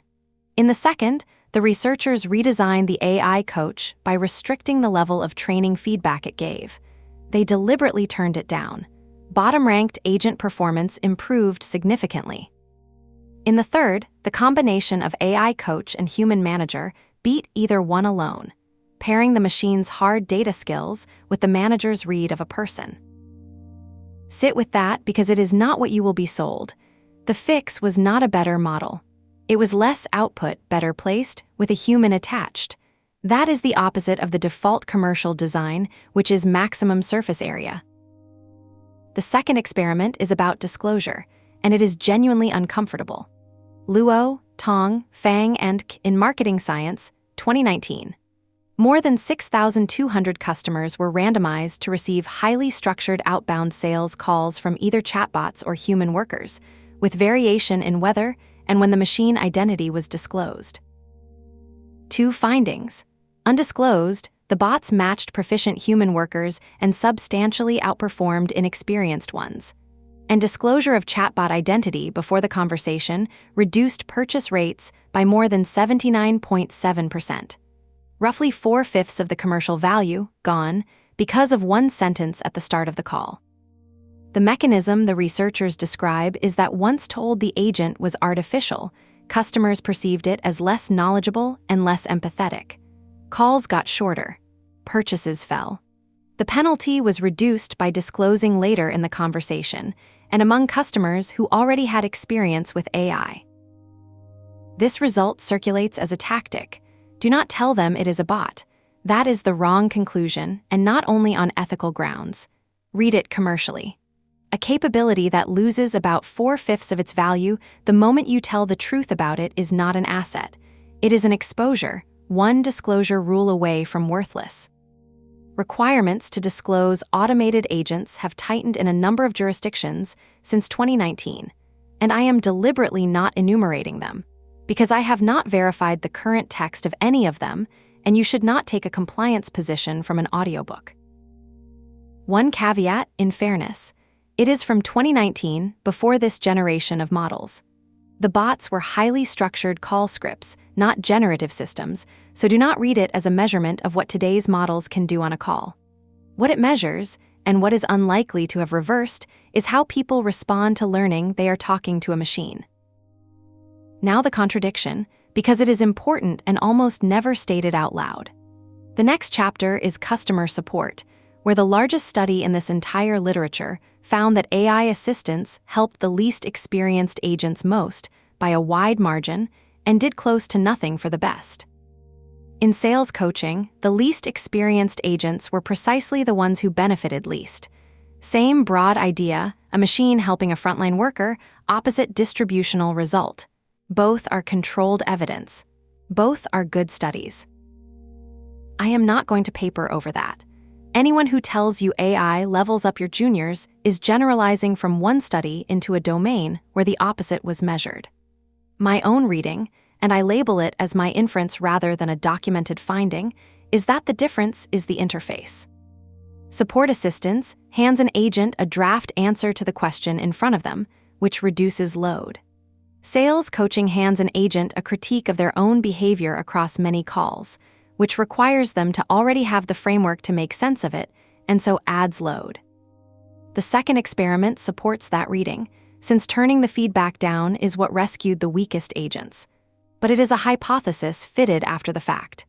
The honest position is that who benefits from these tools is unsettled, and any vendor who tells you otherwise is quoting one study and hiding the other. Now the most oversold use in sales, automated outbound at volume, sold as the AI sales development representative. The pitch is arithmetically appealing. More messages, lower cost per message, therefore more pipeline. It is also structurally self-defeating, and the best argument against it is not an anecdote. It is a published rule from the largest mailbox provider on Earth. Google's email sender guidelines, in force since the 1st of February 2024, apply to anyone sending 5,000 or more messages a day to Gmail accounts. They require the sending domain to be authenticated by 3 separate standards, known by their initials as SPF, DKIM, and DMARC. They require one-click unsubscribe and a visible unsubscribe link. And they require you to keep the spam complaint rate reported in Google's Postmaster tools below 0.3%, with stronger guidance to stay below 0.1% and never reach 0.3 at all. 0.1% is 1 complaint per 1,000 delivered messages. Read that constraint carefully because it is not a volume cap. It is a quality ratio. A system that lets a small team send 10 times as many mediocre, poorly targeted emails does not multiply pipeline. It multiplies the numerator of the ratio that gets your sending domain throttled. And here is the part that should reach whoever owns the budget. The cost of bad outreach used to be paid in wasted sales hours, which is soft and recoverable. It is now paid in domain deliverability, which is hard, shared across the entire company, and slow to repair. One team's volume experiment can degrade everybody's email, including the mail your customers actually want. Now stack that against the disclosure finding. The business case for automated outbound requires simultaneously that the prospect does not know it is automated, and that fewer than 1 in 1,000 recipients press the complaint button while you send far more than before. Those 2 requirements are in tension with each other, and one of them is in tension with where the law is going. An honorable mention for oversold: AI sales forecasting. Statistical pipeline forecasting from customer relationship management data from your CRM is a decades-old regression problem. It was never bad for lack of AI. It was bad because the underlying data was wrong and reps sandbagged their numbers. A language model summarizing deal notes inherits every optimism bias in those notes and adds fluency to it. Ask any vendor which baseline they beat, over what horizon, on what error metric. Now test the thesis of this book against this function. The claim I carry throughout is that what determines whether AI pays is not whether checking the output is cheap, but whether checking is objective and decisive, whether something other than opinion eventually settles if the output was right. Sales is a strange case. The final verification is beautifully objective. They bought or they did not. It is simply slow and noisy, and one deal tells you nothing. That is exactly why these 2 randomized experiments carry weight. At the scale of thousands of calls, purchase rate becomes a decisive measurement. Sales can verify what AI contributed, but only in aggregate, and only if somebody deliberately sets up the comparison. Most organizations never do, and then argue about anecdotes. So the thing to try on Monday is deliberately unglamorous: automatic capture of activity into the CRM, logging calls, emails, and meetings without asking a rep to type them. There is no controlled study of its effect on win rates, and I will not attach a number to it. What I will say is that its worst failure is a wrong field in a record, which somebody notices and corrects. It is not a wrong statement made to a customer, which you may be held to. Hold that thought. The next chapter is the best evidenced function in this entire book, and it contains the case where a company was held to exactly that. Chapter 9, Customer Support. This is the best evidenced function in the book. It is also the one where the documented downside is sharpest. Both of those facts come from the same property. In support, a machine can be put in front of a customer, and somebody eventually finds out what it said. Start with the evidence, because it is unusually good. The study is Generative AI at Work by Eric Brynjolfsson of Stanford, Danielle Lee of MIT Sloan, and Lindsay Raymond of MIT. It was issued as a National Bureau of Economic Research working paper in April 2023, revised that November, and later published in the Quarterly Journal of Economics. I am quoting the working paper figures throughout, and saying so because different versions of a paper can carry slightly different numbers, and blending them is how misquotes are born. The sample is 5,179 customer support agents at a software firm. The design matters.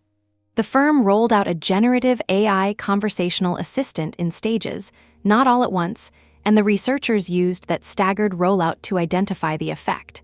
So this is a quasi-experiment, not a randomized controlled trial. Agents were not randomly assigned. That is a real limitation, and it should be said out loud. What offsets it is the outcome measure, issues resolved per hour taken from the company's operational logs, not a survey, not anyone's impression of how much time they saved, a logged count. The results: access to the tool increased productivity by 14% on average. That is the number everybody quotes, and it is the least interesting one. Underneath it, a 34% improvement for novice and low-skilled workers and minimal impact on experienced and highly skilled workers. The gains were not spread evenly. They were concentrated almost entirely in the people who were worst at the job. 3 secondary findings, all pointing the same way. Customer sentiment improved, employee retention increased, and there was suggestive evidence that agents were learning, that having seen the model's suggestions, they got better on their own. The mechanism the authors propose is that the model captures the tacit practice of the best agents and redistributes it to everyone else. It compresses the distribution rather than raising the ceiling. Now draw the operational consequences, because they are the useful part. If your support team is high churn and short tenured, which is the economics of most contact centers, this is close to the best documented return on AI anywhere in a business. If your support team is small and senior, the honest expectation from this study is close to nothing. And it is one firm, one system, one period. Issues resolved per hour is throughput, not correctness, though the customer sentiment result partly covers that flank. Now the distinction the whole chapter turns on, and which vendors work hard to blur. There are 2 completely different products here. The first is assistance, a co-pilot. The model drafts a reply, a human agent reads it, edits it, and sends it. The human remains the author and holds the accountability. That is what the study above measured. The second is deflection. An autonomous bot answers the customer directly with nobody in the loop. The machine is the author. Almost all of the rigorous evidence is on the assistance side. Almost all of the documented harm is on the deflection side. And note what companies buy. They buy deflection because deflection removes headcount cost, while the evidence supports assistance, which raises throughput and keeps a person accountable. That gap between what is evidenced and what is purchased is the single most important thing in this function. Which brings us to the best teaching artifact about AI accountability that exists anywhere. Moffat against Air Canada, decided by the British Columbia Civil Resolution Tribunal in Canada on the 19th of February 2024, Tribunal member Christopher Rivers. This is a tribunal decision, a primary legal record. It is not a claim someone made in a press release. Jake Moffat was traveling after a family bereavement. Air Canada's website chatbot told him he could submit his ticket for a reduced bereavement rate within 90 days, including for travel that had already happened. Air Canada's actual published policy did not permit retroactive bereavement claims. The chatbot had invented a policy that was more generous than the real one, and stated it with the flat confidence these systems always have. Air Canada's defense is the reason this case belongs in every induction deck in the world. The airline argued it was not responsible for the statements its chatbot made. It effectively treated the automated system as a separate entity, accountable for its own actions. The tribunal member called that a remarkable submission. The ruling was negligent misrepresentation. The line to remember from the decision: it should be obvious to Air Canada that it is responsible for all the information on its website. The tribunal also rejected the argument that a customer should have to cross-check what the chatbot said against other pages of the same website. You cannot publish 2 versions of your policy and make the customer pick the right one. The award was $812.02. Note the shape of that. The sum is trivial, the principle is not. A company argued in a legal proceeding that its chatbot was a separate legal entity responsible for its own actions, and lost. Every deflection business case that treats the bot as a cost center is quietly assuming the bot is not also a liability surface. This decision says it is. What your bot says is what you said.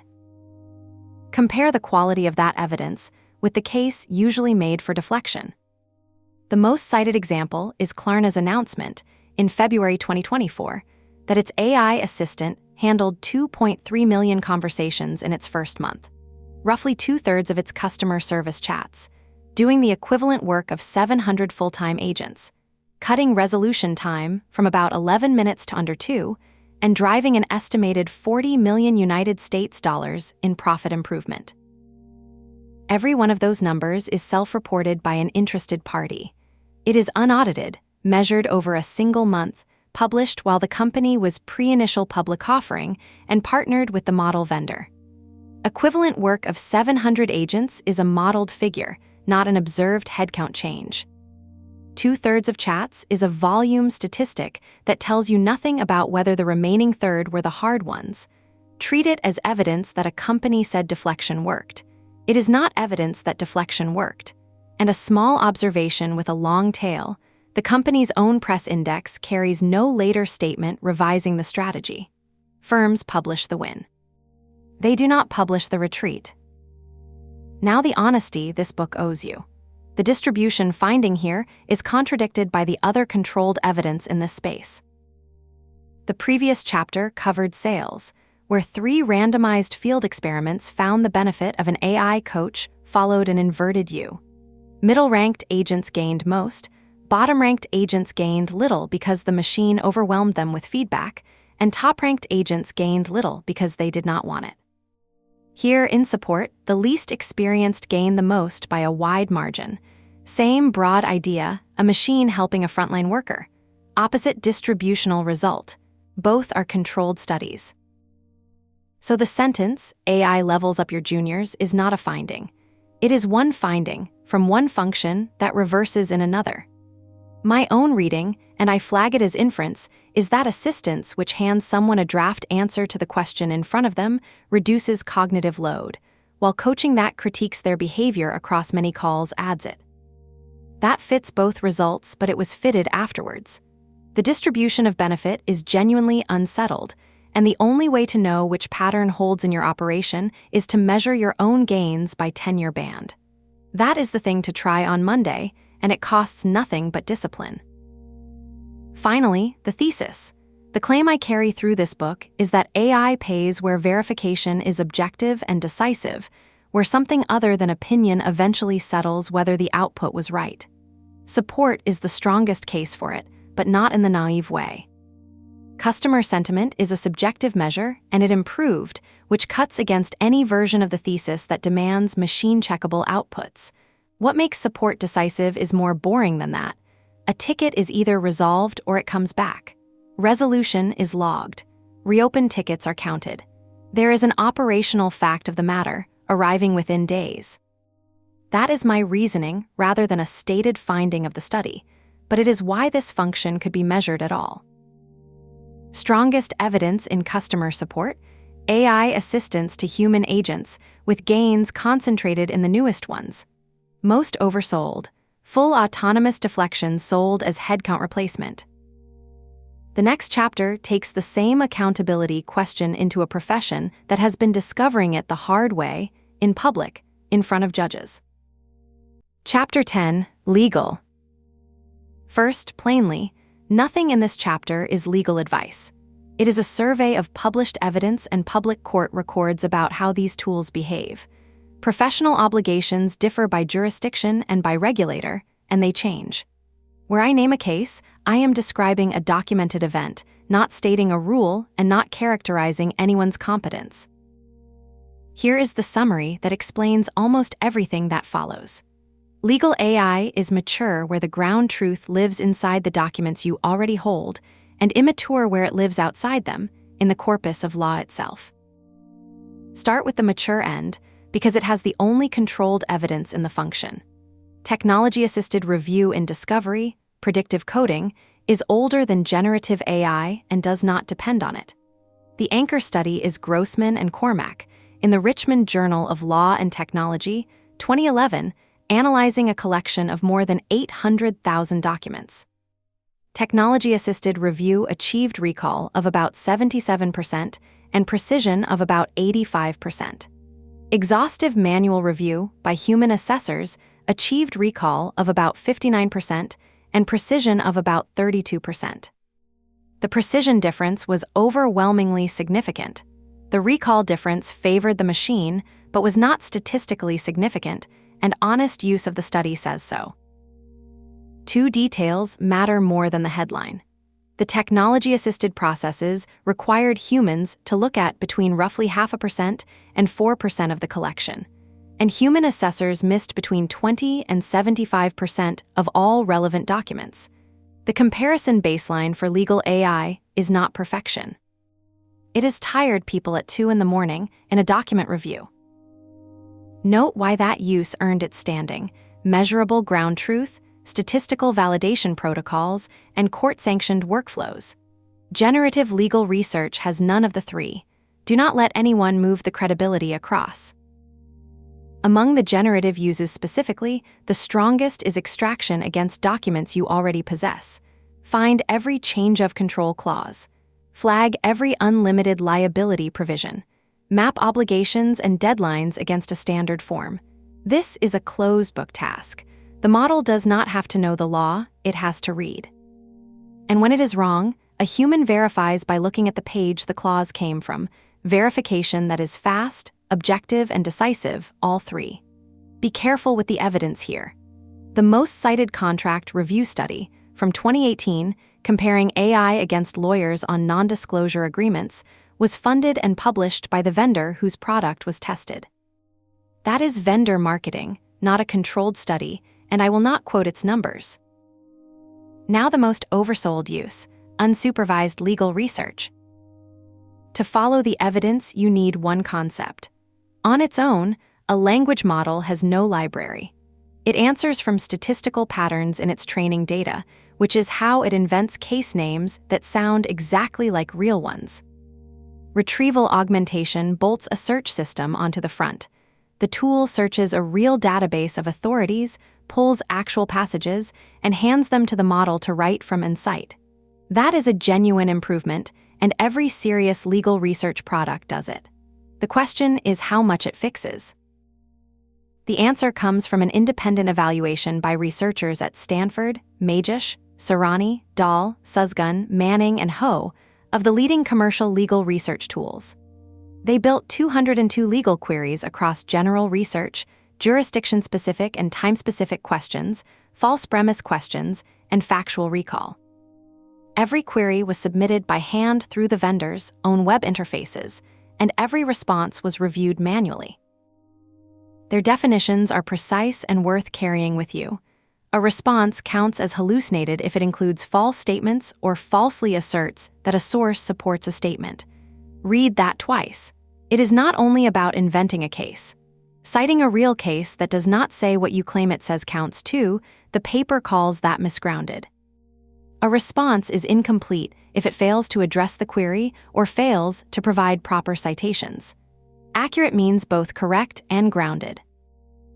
The results: Lexis Plus AI from LexisNexis, 65% accurate, 18% incomplete, 17% hallucinated. Westlaw AI-assisted research from Thomson Reuters, 42% accurate, 25% incomplete, 33% hallucinated. Ask Practical Law AI, also Thomson Reuters, 20% accurate, 63% incomplete, 17% hallucinated. And for comparison, GPT-4 with no retrieval at all, 49% accurate, 43% hallucinated. The paper's own summary is that the tools each hallucinate between 17 and 33% of the time. Set that against the marketing the paper quotes verbatim. LexisNexis, Unlike other vendors, however, Lexis Plus AI delivers 100% hallucination-free linked legal citations. The paper also records a later, narrower framing from the same company. Our promise is not perfection, but that all linked legal citations are hallucination-free. That gap between 100% hallucination-free and a measured 17 to 33% is the best teaching example in this book about how to read a vendor claim. 3 things not to take away wrongly. Retrieval helps and does not solve. The Bear model hallucinated 43%, the best retrieval-grounded legal tool still hallucinated 17%. Roughly halved, nowhere near zero. Second, longer answers cost more to check. Excluding refusals, the Westlaw tool averaged about 350 words per answer against roughly 220 and 175 for the others, and every proposition in those words has to be evaluated independently. A more impressive-looking answer is a more expensive answer. Third, the tool that refused most, under-answering 63% of queries, was not correspondingly more trustworthy on the answers it did give. 2 caveats in fairness to the vendors, and they are not small. The evaluation was completed in April 2024. The paper explicitly notes that LexisNexis subsequently released a second-generation product and that its results do not speak to that product's performance.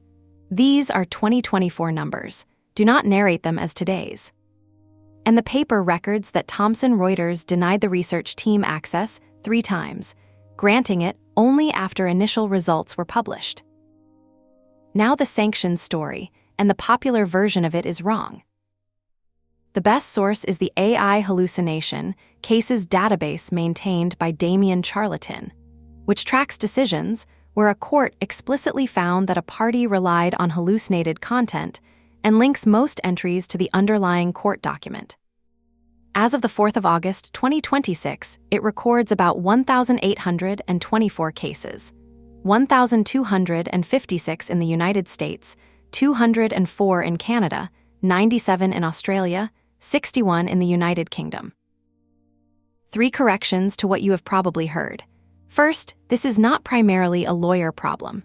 Self-represented litigants account for 1,065 entries, lawyers 712. The bigger and far less discussed story is unrepresented people being handed a confident fabrication machine. Second, the trend is not exploding without limit. Counting by quarter, it ran from 6 cases in the second quarter of 2023 to 436 in the first quarter of 2026, then fell slightly to 396 in the second. It plateaued. Whether that is deterrence working or cataloging capacity saturating, I do not know, and neither does anybody else. Third, 26 entries record the judge or the tribunal itself as the AI user, opinions withdrawn by the judge who wrote them, orders vacated on appeal. That detail should end the comforting idea that seniority is a control. A note on blame. In the great majority of entries, the tool is recorded as implied or unidentified. Anyone telling you a particular product causes most legal hallucinations is making a claim the data cannot support. Named cases because specifics teach. Mater against Avianca, Southern District of New York, June 2023, is the origin case. Fabricated citations from ChatGPT, $5,000 in sanctions. Note the modesty of that figure. The career damage was reputational, not financial. Wadsworth against Walmart, District of Wyoming, February 2025, kills the excuse that this only happens to solo practitioners. A large, well-resourced plaintiff's firm using an internal tool, $3,000 against the drafter with his temporary admission to that court revoked, and $1,000 each against the lawyers who merely signed. Signature is certification.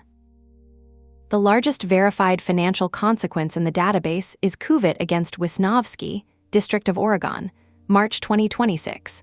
Brief struck, claims dismissed, and roughly 110,000 United States dollars once sanctions and adverse costs are combined. Note what recurs beyond money. Pleadings struck, appeals dismissed, disqualification, bar referral, public reprimand, mandatory continuing education on generative AI, suspensions, and orders to notify the client. I found no verified report of disbarment, and I am not going to imply one. The professional duties this strains are ones you already know. Competence now includes understanding the risks of the technology you use. Confidentiality raises 3 separate questions people collapse into one. Does the provider train on your input? Does it retain it, and for how long? And does the provider's own access, for abuse monitoring, human review, or responding to a subpoena, constitute disclosure? Enterprise terms with no training and defined retention are what the profession has converged on. A consumer chatbot account is not that. Supervision treats the tool like a non-lawyer assistant, which is why the AI did it has never worked as a defense. And certification on signature is what every one of these sanctions cases actually turns on. Across all of those incidents, the failure mode is monotonously identical. A citation was produced and nobody opened it. The control is correspondingly boring. Every authority in a filing is opened in the reporter and read by a named human before signature, and that check is logged. The log is the artifact that survives a hearing. In law, the failure is visible. A fake citation can be looked up, and it is not there. The next chapter is a function where a wrong number looks exactly like a right one. Chapter 11, Finance and Accounting. Nothing here is accounting, audit, tax, or investment advice. Regulatory expectations differ by jurisdiction and change, and several of the sources I am about to describe carry explicit warnings about their own currency. Verify anything operative with your own audit, risk, and compliance functions. Start with the structural difference that should shape everything you do here. In law, an AI failure is visible. A fabricated citation can be looked up, and it is not there. In finance, the failure is invisible. A wrong number looks exactly like a right number. There is no reporter to check it against. That asymmetry is why the controls in finance have to sit in front of the model rather than behind it. Now the good news, because this function is the strongest case in the book for the thesis I have been carrying. That thesis, restated, what determines whether AI pays is not whether checking the output is cheap, but whether checking is objective and decisive, whether something other than opinion eventually settles whether the output was right. Finance has that property more cleanly than any other function here. A reconciliation ties, or it does not. A flagged transaction is either fraudulent or it is not, and an investigator finds out. A number agrees to the source system, or it does not. Opinion never enters. So, the best evidenced uses. First, anomaly detection, transaction monitoring, anti-money laundering alerting, payments fraud, expense outliers, journal entry testing. Note that this is mostly not generative AI. It is statistical and machine learning pattern detection that predates large language models by decades, which is exactly why it has a track record. The Bank of England and the Financial Conduct Authority surveyed 118 firms across UK banking, insurance, lending, capital markets, and payments in 2024. Their finding, in their words, the highest perceived current benefits are in data and analytical insights, anti-money laundering, and combating fraud and cybersecurity. Understand why that works because the reason generalizes. An anomaly detector does not tell you a transaction is fraudulent. It narrows a population of millions to a queue of hundreds, and an expensive, decisive human process settles each one. The AI runs before the costly verification step, not instead of it. That is the shape to look for. The second well-evidenced use is document AI on invoices and receipts. Extract vendor, amount, tax, date, purchase order number, match against the purchase order and the goods receipt, route exceptions to a human. It works for a specific reason. The ground truth is in the document.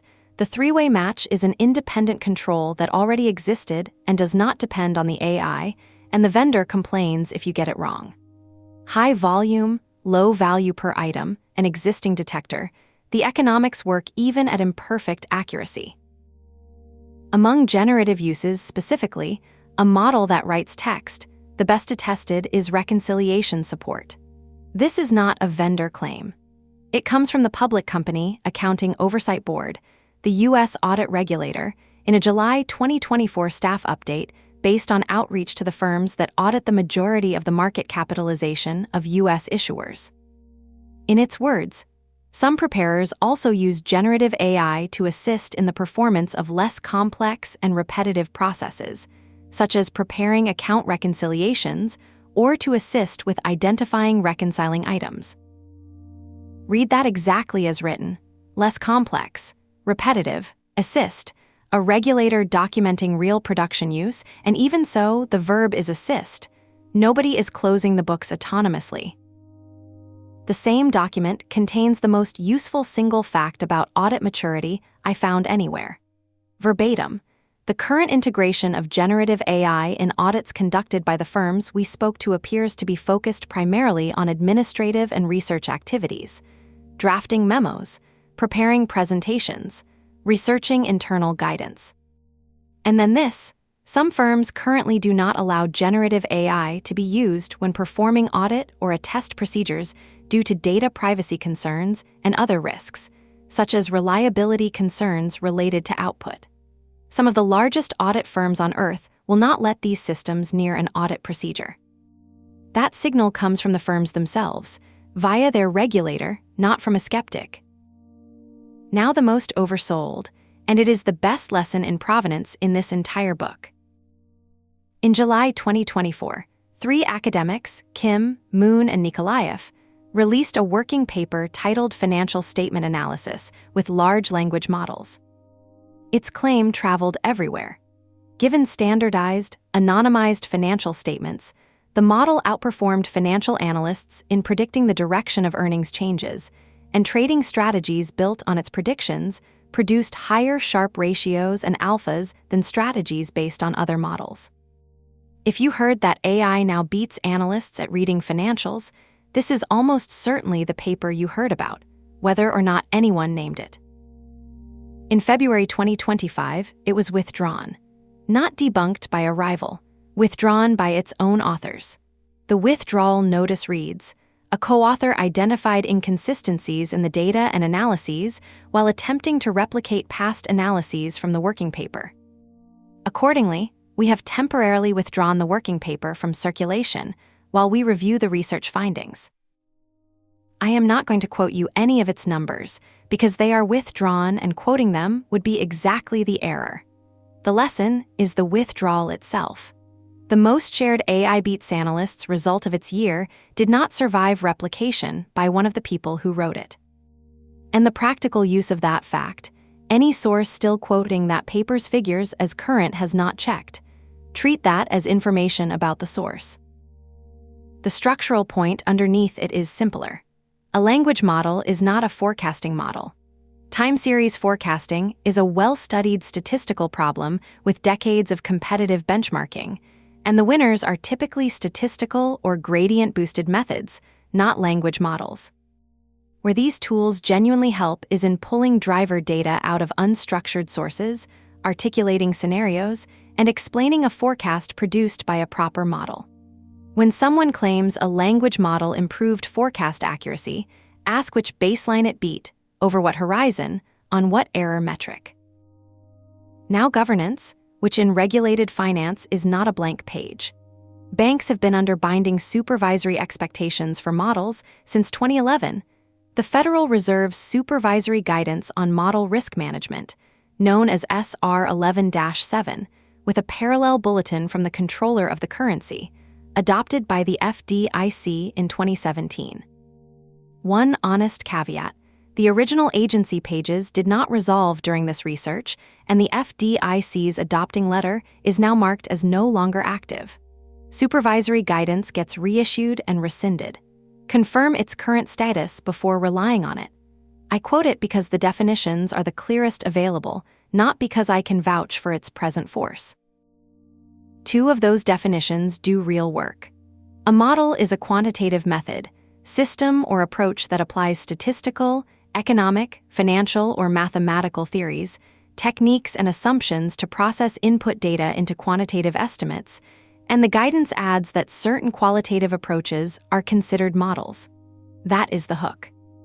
A language model producing a credit narrative or a risk assessment can fall inside the model perimeter, whether or not anyone registered it as one. The second is effective challenge. Critical analysis by objective, informed parties who can identify model limitations and assumptions and produce appropriate changes. Senior management is responsible for ensuring it happens, internal audit for ensuring it happens properly. And vendor models are explicitly inside the framework, the provision that catches we just bought a tool.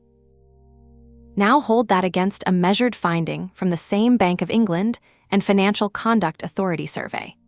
46% of firms reported only partial understanding of the AI technologies they use, against 34% claiming complete understanding, driven largely by third-party models, where firms noted less understanding than of what they built themselves. You cannot effectively challenge what you only partially understand. That juxtaposition is the strongest evidence-backed argument in this chapter. The same survey gives the number I would put on the wall. 55% of use cases involve some automated decision-making. Fully autonomous decision-making accounts for 2%. 2. The best capitalized, most heavily regulated users of this technology in the world have put almost nothing on full autopilot. When a vendor tells you autonomous finance is here, that is the number to hold up. On accountability, the audit regulator says what the legal profession learned in front of judges. An engagement team member who uses one of these tools is still responsible for the results and the documentation of the work, and supervisors reviewing that work are expected to apply the same diligence as when the tool was not involved. Firms told the regulator their supervision policies have not changed. The regulator also flags the control angle directly, that use of generative AI by preparers could amplify existing technology risks, such as those related to segregation of duties. So name the dangerous pattern precisely, because it is not a chatbot being rude to a customer. It is this. A model generates a plausible figure, the figure is pasted into a schedule or a board pack, downstream readers assume it came from a system, nobody can reconstruct where it came from, and the audit trail terminates in a chat window. 3 controls prevent it all cheap. Numbers are injected, never generated. The model may arrange, label, and explain figures, but never produce them, and you enforce that in the tooling, not in a policy memo. Every AI-touched figure carries a reference to the system and query that produced it. And a no unattributed digits review rule for anything entering the close, a filing, or a board pack. That is the finance twin of the lawyer's rule about opening every citation, which gives you the principle to take away, and it is the whole chapter in one line. A number you cannot trace is not a number. The next chapter moves up a floor to strategy and operations, where the outputs get harder to check and the confidence gets louder. Chapter 12, Strategy and Operations. 2 controlled experiments carry this chapter, and they point in opposite directions. That is not a flaw in the evidence. That is the finding. Here is the first. A team ran a randomized trial of an artificial intelligence assistant built into an office software suite inside real companies. More than 6,000 workers across 56 firms over 6 months. Access to the tool was assigned at random rather than handed to whoever asked loudest. That random assignment is the whole point. It means the people who got the tool and the people who did not were otherwise alike. So the gap between them can be attributed to the tool rather than to the enthusiasm of the people who volunteered for it. The measured results were these. Workers with the assistant spent about half an hour less per week reading email. They completed documents about 12% faster. That is the entire positive finding. Let me name the conflict of interest immediately, because it cuts the opposite way from the way you would expect. 3 of the 4 authors were Microsoft-affiliated researchers studying a Microsoft product. That is not independent research, and what they published was half an hour a week. When a house study is biased, it is biased upward. So treat half an hour as a ceiling, not a floor. Now the third number, and it is the one nearly every summary of this study drops. roughly 40% of the workers granted access used the tool regularly across those 6 months. The majority of licenses produced no measured effect at all because the majority of licenses were barely used. Sit with that because it reframes every business case you will be shown in this category. Your vendor quotes you per seat. Your board deck multiplies the per person time saving by headcount.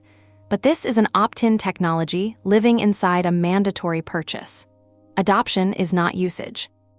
If you bought 1,000 seats and 400 people use them properly, the average effect across the license is diluted by roughly 60% before anything else goes wrong.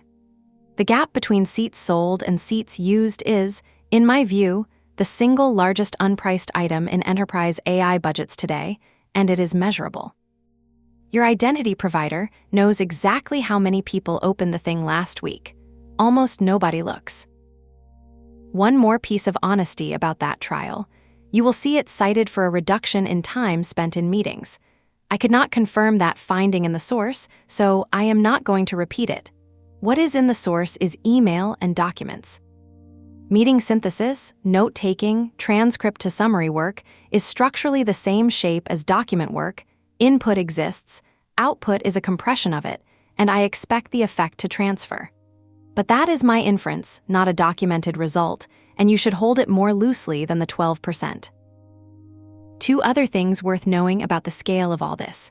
First, adoption at the level of the firm is far lower than the discourse suggests. The United States Census Bureau runs a large, nationally representative survey of businesses. And for the window from December 2025 to May 2026, it found between 17 and 20% of American businesses reporting artificial intelligence use in any business function. Among firms with 250 employees or more, 37%. Note that the Bureau changed the question wording in November 2025, which raises measured rates and breaks comparison with earlier waves. Individual employee use is far higher than that and largely unsanctioned. Both facts are true. They are different questions. Second, self-reported time savings are wildly larger than measured ones. A United Kingdom Department for Work and Pensions trial reported an average of 19 minutes saved per day. A cross-government trial reported 26 minutes per day. Those are survey instruments asking people how much time they felt they saved, and one of those reports is hosted on the vendor's own domain. Set 26 minutes a day against the randomized trial's 30 minutes a week.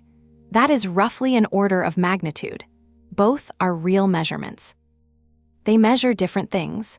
One measures productivity, the other measures the feeling of productivity. If your program's return on investment rests on the second, you do not have a number. Now the second experiment, and this is where the chapter turns. Researchers randomly assigned 758 consultants, about 7% of one large consultancy's individual contributor workforce, to work with or without a frontier model across two families of tasks. On the tasks the model was good at, creative ideation and analytical and persuasive writing, the results were strong. 12.2% more tasks completed, 25.1% faster, substantially higher graded quality, and the largest gains going to the weaker performers, who improved by around 43%. Then there was the other task. A business problem deliberately constructed so that the obvious quantitative answer was wrong, and the correct answer required reading qualitative interview material against the numbers. Consultants working without the tool got it right 84% of the time. Consultants working with the tool got it right somewhere between 60 and 70% of the time. The tool made them worse at the problem that most resembled their actual job. One of the co-authors described the mechanism as falling asleep at the wheel. The model produced a confident, coherent, well-formatted answer, and people took it. I want to be precise about what that does and does not prove. It is one task. The task was engineered to defeat the model. And the exact published point estimate is not something I can quote to you, because the working paper itself would not open to automated retrieval, so I am using the framing the co-author published himself. What it establishes is a direction and a mechanism, not a coefficient. Note the incentives here too, because they run backwards from the usual.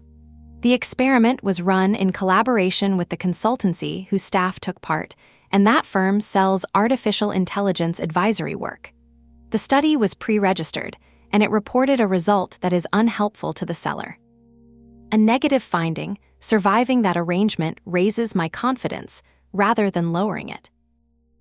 But the direction matters enormously because it is the opposite of the intuitive story. The intuitive story says artificial intelligence pays off where you can check the answer. Here the gain came on the creative task with no objectively correct answer, and the loss came on the task that had one. The repair I would make to the intuitive model is this. What matters is not whether verification is cheap, but whether it is objective and decisive, whether something other than opinion can eventually settle whether the output was right. Cheapness affects how fast you can go. Objectivity affects whether you can trust the result at all. On that consulting task, the answer was decidable, but only by doing the expensive synthesis the consultant skipped. Verification was available, and nobody performed it. Here is the distinction I would ask you to carry out of this chapter, because it is more useful than any percentage in it. The line is not reasoning versus not reasoning. The line is compression versus commitment. Compression is when the answer is already latent in the input and the model's job is to shorten it without losing it, summarizing a document, turning a transcript into actions, finding the paragraph in the contract, drafting from a brief you supplied. Commitment is choosing one path over another under uncertainty, where the answer is not in the input at all. Which market? Which acquisition? Which of 3 plausible explanations for the revenue miss? Language models are extremely good at the first and unreliable at the second, and the interface gives you no signal whatsoever about which one you just asked for. The same box, the same cursor, the same fluent paragraph comes back. There is a supporting result here from the planning literature. A reasoning model scored 31.5% on symbolic planning problems where the objects had been renamed so it could not pattern match to familiar examples. Rename the pieces and performance collapses. That is a strong hint about what is actually happening when a model appears to plan. Which brings me to the use I rate highest and can evidence least, internal knowledge search, asking your own corpus what the company already decided. Practitioners rate this at the top. Researchers have barely measured it. What we have is the accuracy ceiling from retrieval benchmarks. Systems that fetch relevant documents and then generate an answer from them land around 77 to 82% end-to-end accuracy on clean, curated corpora. Your corporate file share is not clean or curated, so call it roughly 1 answer in 5 wrong. That is completely fine for where is the travel policy, and catastrophic for what did we commit to in the master services agreement. So the verdicts.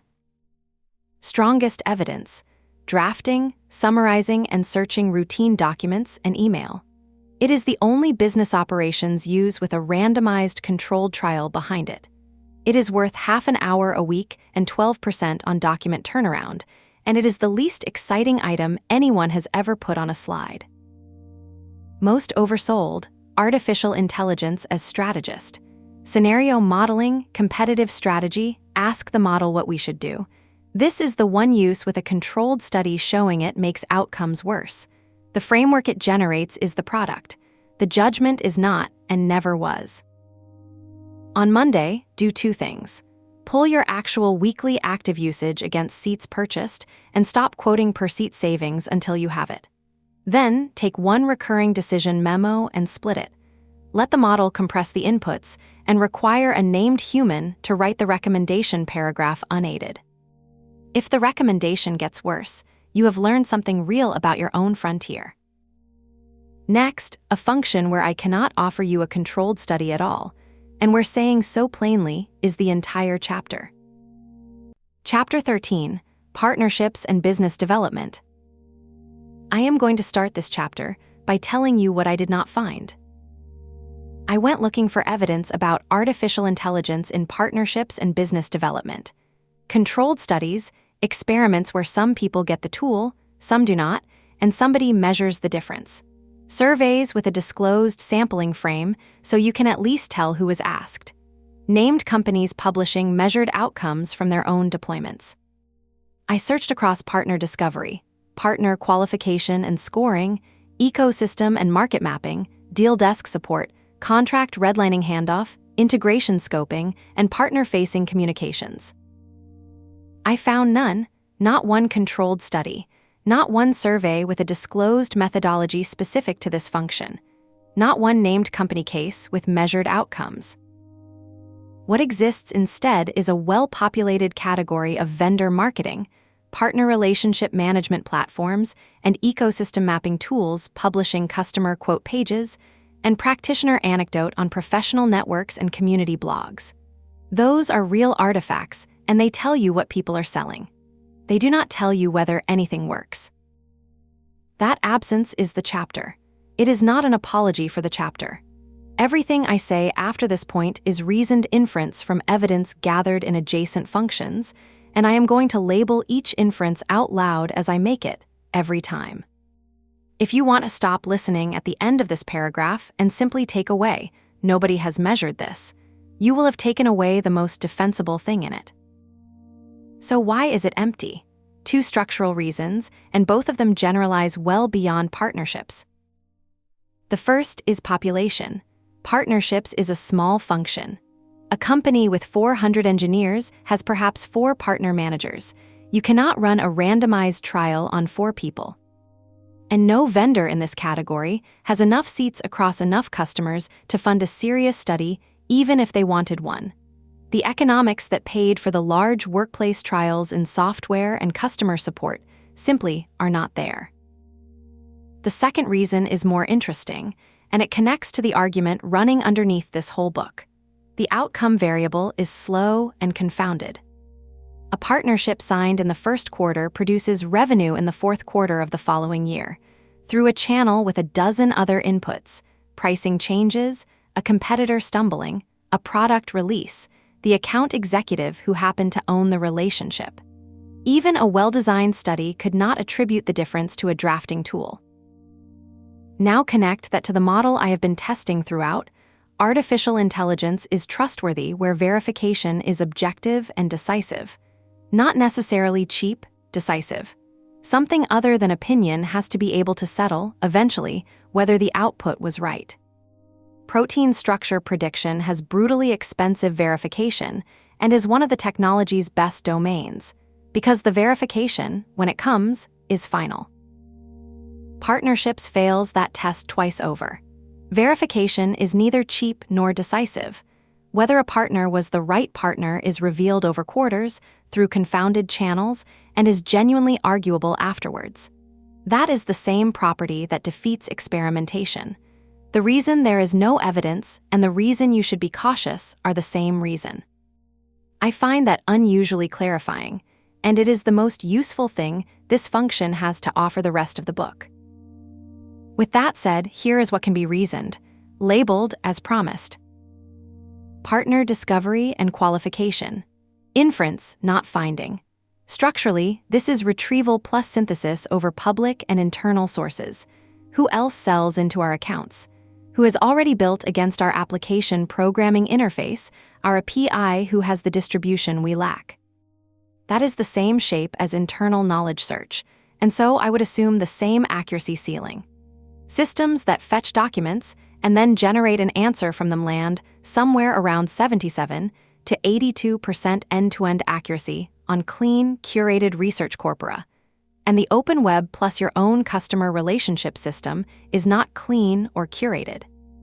So assume roughly 1 candidate profile in 5 contains a material error, a wrong customer count, an integration that was deprecated last year, a company that has been acquired and no longer exists under that name. Here is why I still think this is a reasonable use, and the reasoning is the transferable part. In discovery, the next step after the list is a human conversation. The error surfaces in the first meeting at the cost of 1 meeting. The failure is recoverable. That is the property that makes an 80% tool acceptable, not the 80%, the recoverability. Ask that question of every use in your own function. When this is wrong, what does the wrongness cost, and how soon do I find out? Ecosystem mapping. Inference, and the inference is negative. Asking a model to map your ecosystem and identify the white space sounds like research. It is not. It is strategy wearing a research costume. It is structurally identical to a task in a controlled consulting experiment. A business problem where the obvious quantitative answer was wrong, on which consultants working without the tool were correct 84% of the time, and consultants working with it were correct somewhere between 60 and 70% of the time. I have no direct evidence about ecosystem mapping specifically, and I want that stated flatly. But the mechanism is the same one, confident, well-formatted, and wrong, with nothing in the output to signal which. The output of a white space analysis is a commitment, not a compression. The answer is not in the input. Contract redlining and deal desk support. Here the evidence lives in another function, legal, and I am not going to rederive it. The partnership-specific point is about the handoff boundary, and it is a design point rather than an evidence point. The defensible pattern is that a business development team uses these tools to triage which clauses need a lawyer, not to decide what the clauses should say. That converts a legal review bottleneck into a prioritization problem, which is a genuinely better problem to have. It is also, I have to tell you, entirely unmeasured. Inference. Integration scoping. This is a software estimation task, and it belongs to the engineering evidence base, which is one of the few areas with real controlled studies, including one that measured experienced developers working 19% slower with assistance on mature code bases. Borrow from there, not from here. Partner-facing communications. This is the one subuse with hard evidence behind it, and I want to be scrupulous about the fact that the evidence is borrowed. Partner newsletters, enablement material, joint one-pagers, quarterly business review decks, follow-up emails. This is ordinary document and email work. A randomized workplace trial of an office assistant, more than 6,000 workers across 56 firms, access assigned at random, measured about half an hour a week off email reading and documents completed about 12% faster. The task is identical. Only the audience differs, so the effect should transfer. That is the strongest claim available in this entire chapter, and it is a claim measured somewhere else, about somebody else's work, that I am carrying over on a structural argument. Be clear-eyed about what that is worth. So, the verdicts, with the caveat that they are softer than any others in this book. Strongest evidence, partner-facing communications and enablement collateral. Even that is borrowed from a general document work trial rather than measured in a partnership's context. This is the weakest, strongest in the book, and I would rather say so than dress it up. Most oversold, automated partner discovery and scoring. The promise is that the system finds and ranks your ideal partners. This is a well-populated commercial category with, as far as I can establish, zero independent evidence of any kind. Note carefully what I am claiming. The tools are not disproven. They are unmeasured, which is a different thing and in some ways a worse one. A buyer cannot distinguish a tool that works from a tool that produces plausible lists, because plausible lists are what both of them produce. And a plausible list is exactly what you would expect from a system optimized to produce fluent, well-formatted output regardless of whether the underlying retrieval found anything real. What can you do on Monday, given all that? 2 things, and they are both about generating your own evidence, because nobody is going to hand you any. First, run a backtest you can actually settle. Take 20 partners you already know well, 10 that worked, 10 that did not. Give the tool only what you knew at the time, and see whether it ranks them in an order you would have been glad to follow. That is a decisive check, cheaply available, on data you already own. It is the closest thing to objective verification this function permits, and almost nobody performs it. Second, hold the line at the handoff. Use these systems for compression, summarizing the partner's public material, drafting the recap, triaging the clause, and require a named human for anything that commits. In a function this hard to measure, the discipline has to come from where you place the boundary, because it will not come from the numbers. Next, a function where the evidence is abundant, specific, and mostly about harm. Chapter 14, HR and Recruiting. This is the highest liability function in this book, and its evidence has an unusual shape. In most functions, the strongest published evidence concerns whether the tool works. Here it does not. Evidence that automated screening picks better candidates is thin to absent. Evidence about how it fails, whom it fails, and what the law now requires of you is strong and specific. That asymmetry is the finding. Start with what I can defend, because it is short and it is all administrative. Interview scheduling is calendar optimization. It largely predates this wave of technology. It is deterministic and checkable, and it infers nothing about anybody. Note-taking, transcription, and job description drafting are ordinary document work, borrowing from a randomized trial of more than 6,000 workers at 56 firms. About half an hour a week off email reading, documents completed about 12% faster. Internal policy question answering is the best structural fit of all. A bounded, curated, internally owned corpus with a human escalation path. Retrieval systems land around 77 to 82% accuracy, even on clean corpora. So note the failure mode. A wrong answer about parental leave is not a bad search result. It is a contractual representation to your employee. One warning attaches even there. Speech-to-text accuracy is not uniform across accents, first languages, and speech-related disabilities, and the transcript is what everything downstream reads. Now the part to remember. The most oversold and most dangerous use here is automated candidate screening and ranking, the system that reads the applications and tells you whom to talk to. It is also, by sales volume, the most bought artificial intelligence product in the function. Here is the central study. Researchers at the University of Washington ran a resume audit simulating candidate selection with the same class of system commercial tools use. A word on the machinery. These systems turn text into a long list of numbers called an embedding, arranged so documents with similar meaning sit near each other. The tool embeds the job description, embeds every resume, and sorts by closeness. Nothing in that pipeline is told to consider a name. It considers it anyway, because the numbers were learned from a corpus in which names carry association. Varying only the names on otherwise equivalent resumes, the models favored white-associated names in 85.1% of cases. They favored female-associated names in only 11.1% of cases. Black male-associated names were disadvantaged in up to 100% of cases. The caveat is real. This audited off-the-shelf embedding models, not a named product's full pipeline, which may include debiasing steps you cannot see. But the components are the same components, and if a vendor says theirs is different, that is a testable claim and the burden is theirs. A second controlled study complicates it productively. Models of the 2023 generation showed a pro-white callback gap of about 2.12 percentage points. Models from 2024 onward showed either no gap or a significant reversal, favoring Black-associated names by up to 3.01 percentage points. Two consequences follow. A bias audit is a point-in-time artifact about one model version, and vendors swap models silently as routine upgrades. When they do, your audit is void and nothing tells you. And we fix the bias and we reverse the bias are both compliance problems, because a reversal is still disparate treatment.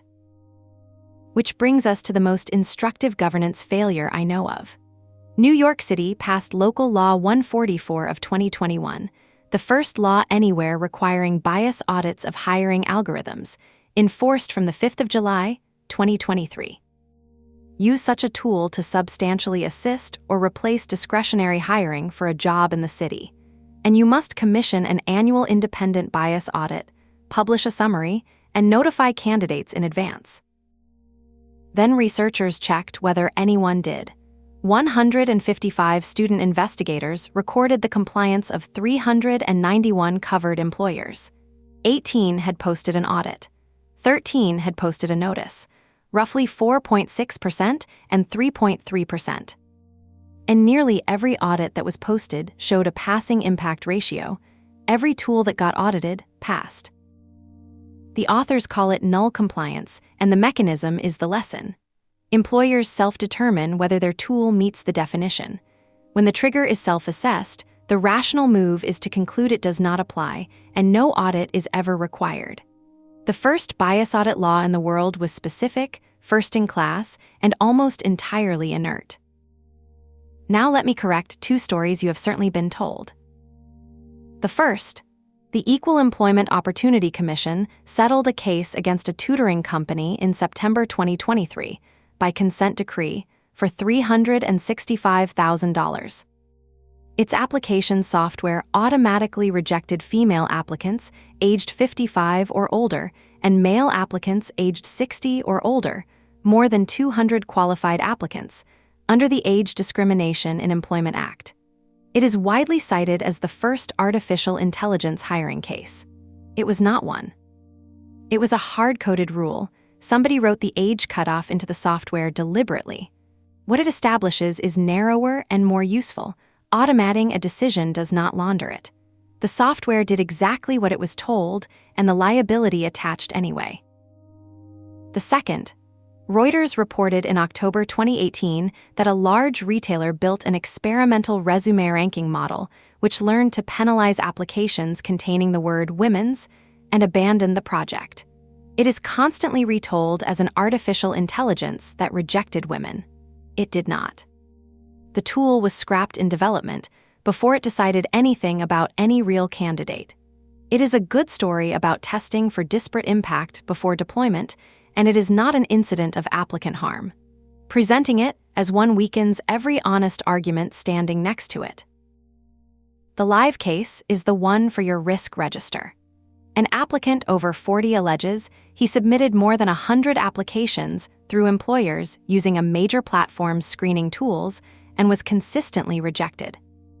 In July 2024, the court held that an artificial intelligence service provider could be directly liable under an agent theory. The vendor, not only the employer, can be a defendant. In May 2025, it granted conditional certification of a nationwide collective under the Age Discrimination in Employment Act, potentially covering millions of applicants. Say this aloud whenever you cite it. The court has not found that anyone discriminated. Every ruling so far concerns whether claims may proceed, not whether they are true. But the direction is clear. Liability is moving up the supply chain toward the vendor. Put that beside null compliance, and the conclusion is well supported. American accountability for hiring algorithms is arriving through private litigation, not through municipal audit mandates. Now the timing, because much confident advice is currently wrong about it. The European Union's Artificial Intelligence Act classifies recruitment and selection as high risk in Annex 3.4, systems that filter applications and evaluate candidates, and separately systems used for promotion, termination, and performance monitoring. Those obligations were originally due from the 2nd of August, 2026. Under the Digital Omnibus, standalone high-risk systems in that annex are deferred to the 2nd of December, 2027, and those embedded in regulated products to the 2nd of August, 2028. So do not tell your board the hiring rules land this August. Tell them, classified high risk, obligations deferred to December 2027, while noting that other parts of the Act, notably the Article 50 transparency obligations, remain live on the original date. Illinois took a different route. House Bill 3773, effective the 1st of January, 2026, makes discriminatory artificial intelligence a civil rights violation in hiring, promotion, discipline, and discharge, prohibits zip code as a proxy for race, and requires notice. In my judgment, that matters more than the New York law, because it creates no new bureaucracy with a self-assessed trigger to dodge. Colorado is the cautionary tale, and the sequence is usually reported wrong. The Colorado Artificial Intelligence Act, passed in 2024, was the first comprehensive state law of its kind, imposing a duty of reasonable care on deployers of high-risk systems, explicitly including employment. Due to take effect the 1st of February, 2026, it was delayed to the 30th of June by a bill passed in a special session convened to cut the compliance burden.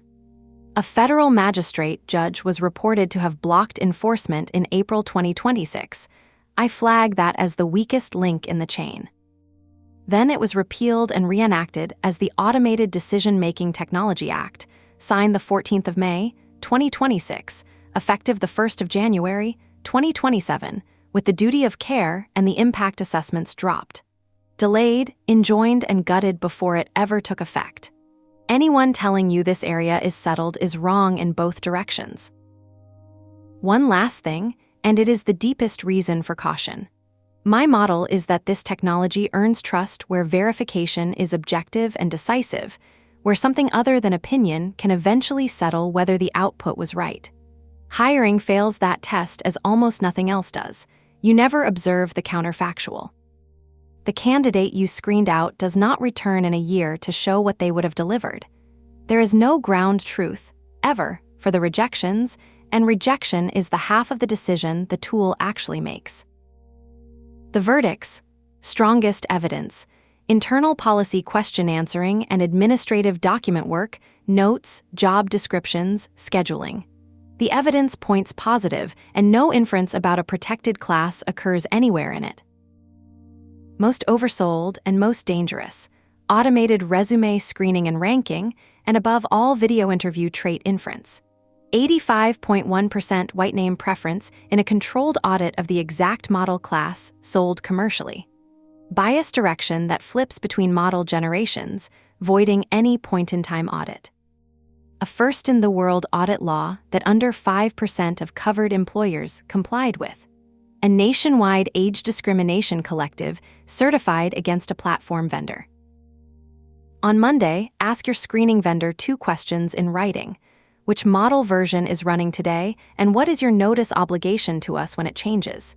If they cannot answer both, you do not have an audited system. You have a document. Next, the one function where you can finally check the answer, and where checking almost never happens. Chapter 15, Data and Analytics. This is the function with the best evidence in this part of the book, and the reason is worth understanding before any of the numbers. Most business uses of artificial intelligence are hard to grade. Was that the right strategy, the right candidate, the right partner? Ask 3 people and get 3 answers. But asking a database a question is different. The system writes a query. You can run that query. You can run the query a human expert would have written. You can compare the 2 result sets. The failure is mechanically checkable, which means it can be benchmarked, and it has been benchmarked hard. Here is the vocabulary, because this chapter turns on it. Databases are queried in a language called Structured Query Language, SQL, usually pronounced SQL. Writing it is a skill. So the obvious product is a system where you type a question in plain English and the machine writes the SQL for you. Text to SQL, ask your data a question. It is one of the most heavily sold categories in enterprise software. And if you have sat through a demonstration, you have seen it work beautifully. Now the finding that should govern how you read every one of those demonstrations. There is a long-running academic benchmark for this task, built on clean, tidy databases with well-named tables.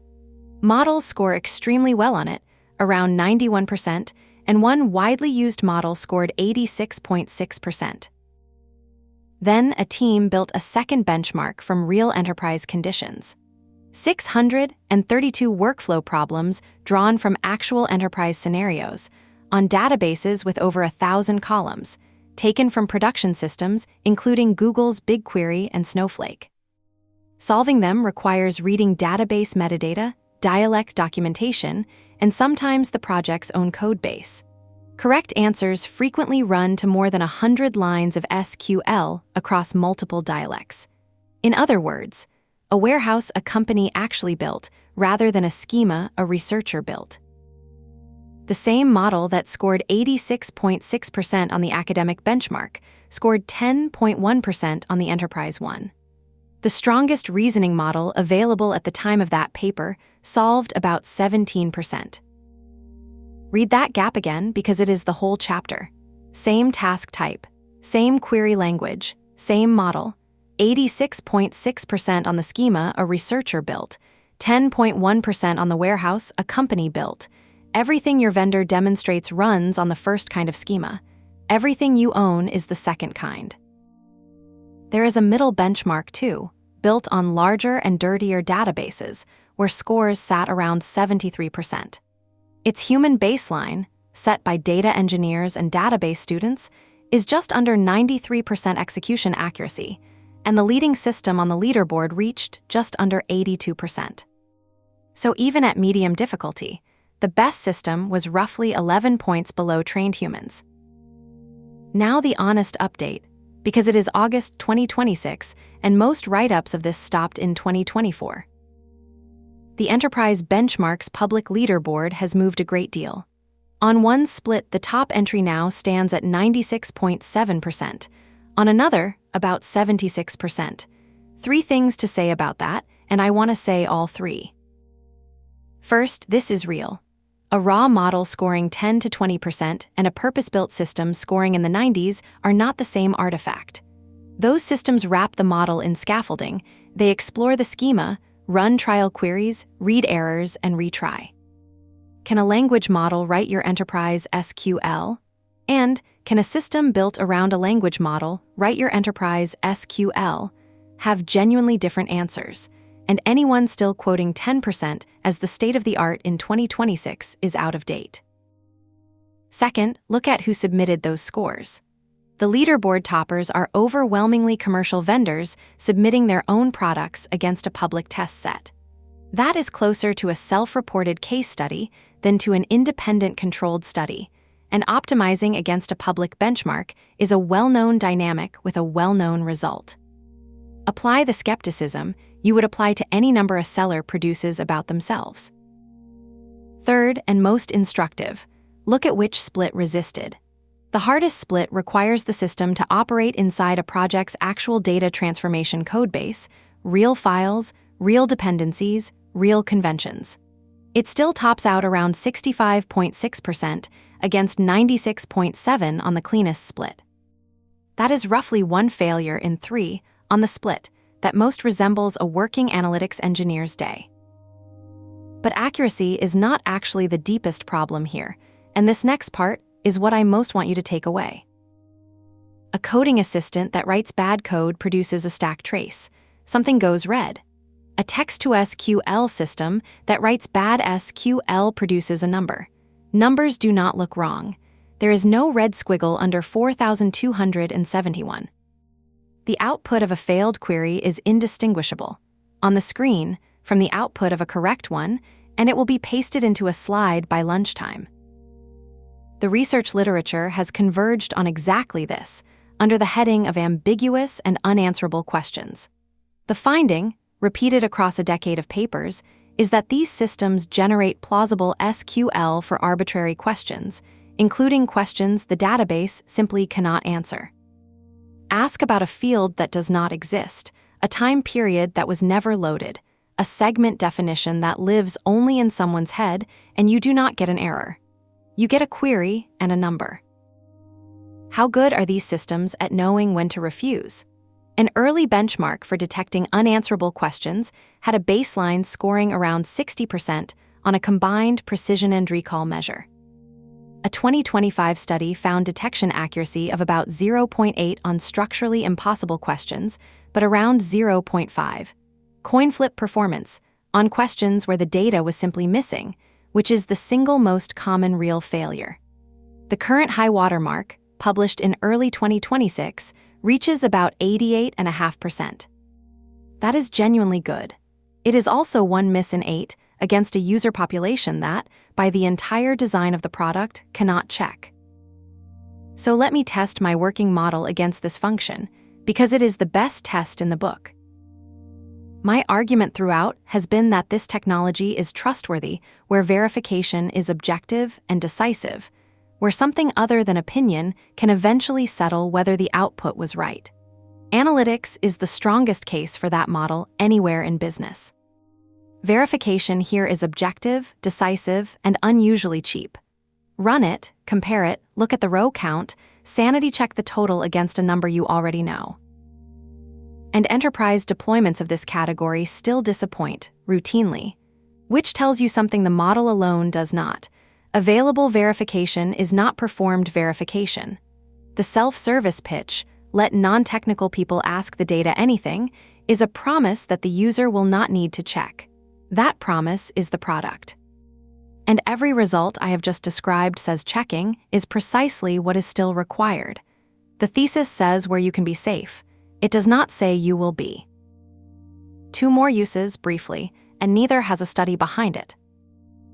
Dashboard narration, explain what this chart shows, is the safest use in the function because it is compression. The numbers are already computed and displayed right next to the text, so a reader can catch a bad sentence in seconds. That is my inference from structure, not a finding. Anomaly explanation, why did revenue drop in Europe, is the most dangerous, and I want to be precise about why. It looks like narration. It is causal inference.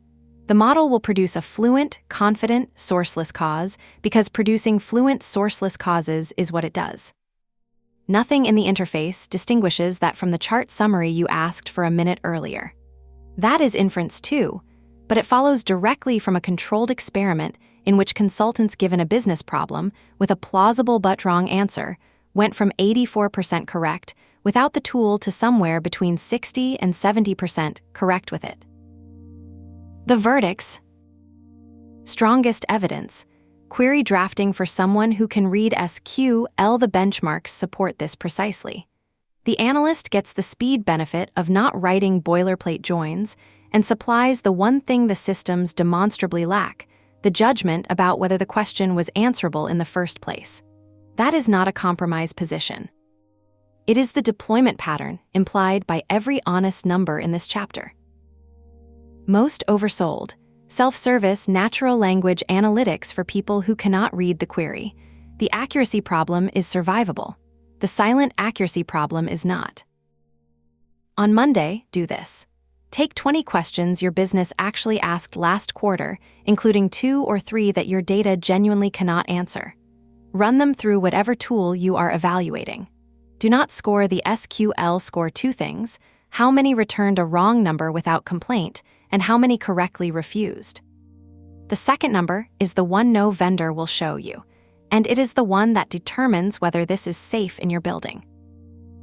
Next, we turn the lens around, from the functions you manage to the desk you sit at. Chapter 16, Your Own Desk. Almost every argument about AI at work happens at the level of the organization. Which function, which budget, which vendor, which policy, which committee. This chapter is about something smaller and, in my view, more valuable to you personally. It is about the hour you spend at your own desk. Start with the number that reframes the question. There is a randomized controlled trial of a general-purpose office assistant.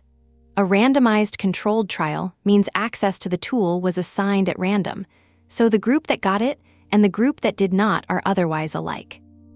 That is the only design that lets you attribute a difference to the tool rather than to the kind of person who volunteers for new software.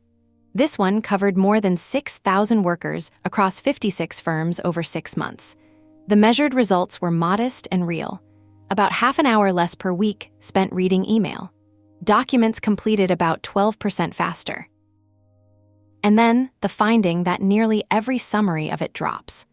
Roughly 40% of the workers who were given access used it regularly across the 6 months.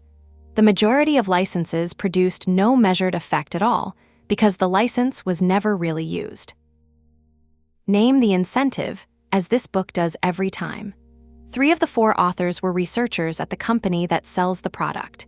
It is still a genuine randomized trial, which is the strongest design available in this area, and the inconvenient 40% number survived the vendor's own publication. That raises my confidence rather than lowering it. So the first honest thing to say about your own desk is this. Most people handed this capability never become regular users. Adoption and usage are different numbers, and the gap between them is enormous. The difference, in my observation, is deliberate practice, sitting with the thing on real work until you know its shape. I want to be clear that this is my inference and not a documented finding. Nobody has run the study that isolates practice as the cause. What is documented is only that most licenses go quiet. Now, what actually works? The first is preparing for meetings. You have 40 minutes and 11 documents. The model reads faster than you do and will produce a brief. This is the task family the office trial actually measured, document work and email, and it is the safest use in this chapter because a briefing is a starting position rather than a decision. There is a limit worth knowing. Systems that answer from your own documents work by retrieval. The tool searches your material, pulls back passages, and writes an answer grounded in them. On clean, curated research collections, published measurements of that end-to-end accuracy land somewhere around 77 to 82%. Your company's shared drive is not clean or curated. So brief yourself, then verify the 2 or 3 facts you are going to say out loud. The second is interrogating long documents. This is the strongest structural fit for the technology anywhere in personal work, and the reason is worth understanding. A model has a context window, a working memory, measured in words, that holds everything you have given it in this conversation. When you paste a contract into that window and ask what the notice period is, the model is not remembering the law. It is reading a document you handed it. The answer is in the page, and you can open the page. That is the cheapest possible check. Contrast it with asking a model what the law says, where the answer lives out in the corpus of authority and you cannot see the page it came from. Independent testing of the leading commercial legal research products, published in 2024, found them fabricating or misgrounding between 17 and 33% of the time. Same technology. Completely different risk, because in one case the source is in front of you, and in the other it is not. The third is drafting and redrafting. This has the best evidence of any personal use. A pre-registered randomized experiment published in the journal Science gave 444 experienced, college-educated professionals, marketers, grant writers, consultants, analysts, HR people, managers, 2 occupation-specific writing tasks each. Press releases, short reports, delicate emails. Half got the tool for the second one. Output was graded blind by professionals in the same occupations. Time fell by about 40% from around 27 minutes to 17. Quality rose, and the gains were largest for the people whose unaided first attempt had been graded lowest. The tool narrowed the spread. There is a detail in that study almost nobody quotes, and you should hear it. The time saved went disproportionately into breaks and reduced effort rather than into more output. That is not a criticism. It is a warning about your own expectations. The hour you save is not automatically an hour of new production. The fourth is thinking out loud against something that never tires. You describe a plan, ask for the 3 strongest objections, and answer them. I use this constantly, and I will label it honestly. There is no study of it, and I am reporting a practice, not a finding. What I can tell you is the mechanism that makes it safe. You are not asking the model to decide. You are asking it to enumerate, and enumeration is compression, pulling out what is already latent in what you said. Compression is what these systems are genuinely good at. Commitment, choosing one irreversible path over another, is what they are unreliable at, and the interface gives you no signal about which one you just asked for. The fifth is translation between functions. You are a general counsel, and the engineering plan is opaque. You are a chief financial officer, and the marketing attribution model is a wall of jargon. Ask for it in your own vocabulary. This works because of who is checking. The output lands in a field you know well, so you are a competent verifier of the thing you are being handed. My inference, not a measured result, but note that it predicts the failure case exactly. Translating into a field where you could not spot an error is the one direction you should not trust. The sixth is rehearsing a hard conversation. A performance conversation, a renegotiation, a board question you are dreading. I have to be straight with you. I found no evidence of any kind for this at any rung of the ladder. The nearest adjacent evidence is a set of 3 randomized field experiments on AI coaching for sales agents, published in the Journal of Marketing in 2021. Their finding was an inverted U, middle-ranked agents improved most, bottom-ranked agents were overwhelmed by the volume of feedback, and top-ranked agents did not want it. The fix that worked was giving less feedback, not more, and pairing the machine with a human coach. So rehearse if it helps you. Do not take the script. Now, what does not work? The first thing is outsourcing judgment, and there is a hard number on this. A pre-registered field experiment with 758 consultants included one task deliberately constructed so that the obvious quantitative answer was wrong and the correct answer required reading interview material against the numbers. Consultants without the tool got it right about 84% of the time. Consultants with the tool got it right 60 to 70% of the time. One of the authors described it as falling asleep at the wheel. The model supplied a coherent narrative for an incorrect conclusion, and capable people adopted it. The second thing is anything where you would not notice a confident error. In a survey of tens of thousands of developers, the single largest frustration reported by around 2/3 of them was AI solutions that are almost right, but not quite. Almost right is the expensive category. It survives inspection. And there is a study of 319 knowledge workers, presented at a major human-computer interaction conference in 2025, that found the mechanism. Workers with higher confidence in the AI applied less critical thinking to its output, while workers with higher confidence in their own skill applied more. Trust in the tool and scrutiny of the tool move in opposite directions, which gives you one test, and it is the only rule from this chapter I would ask you to carry.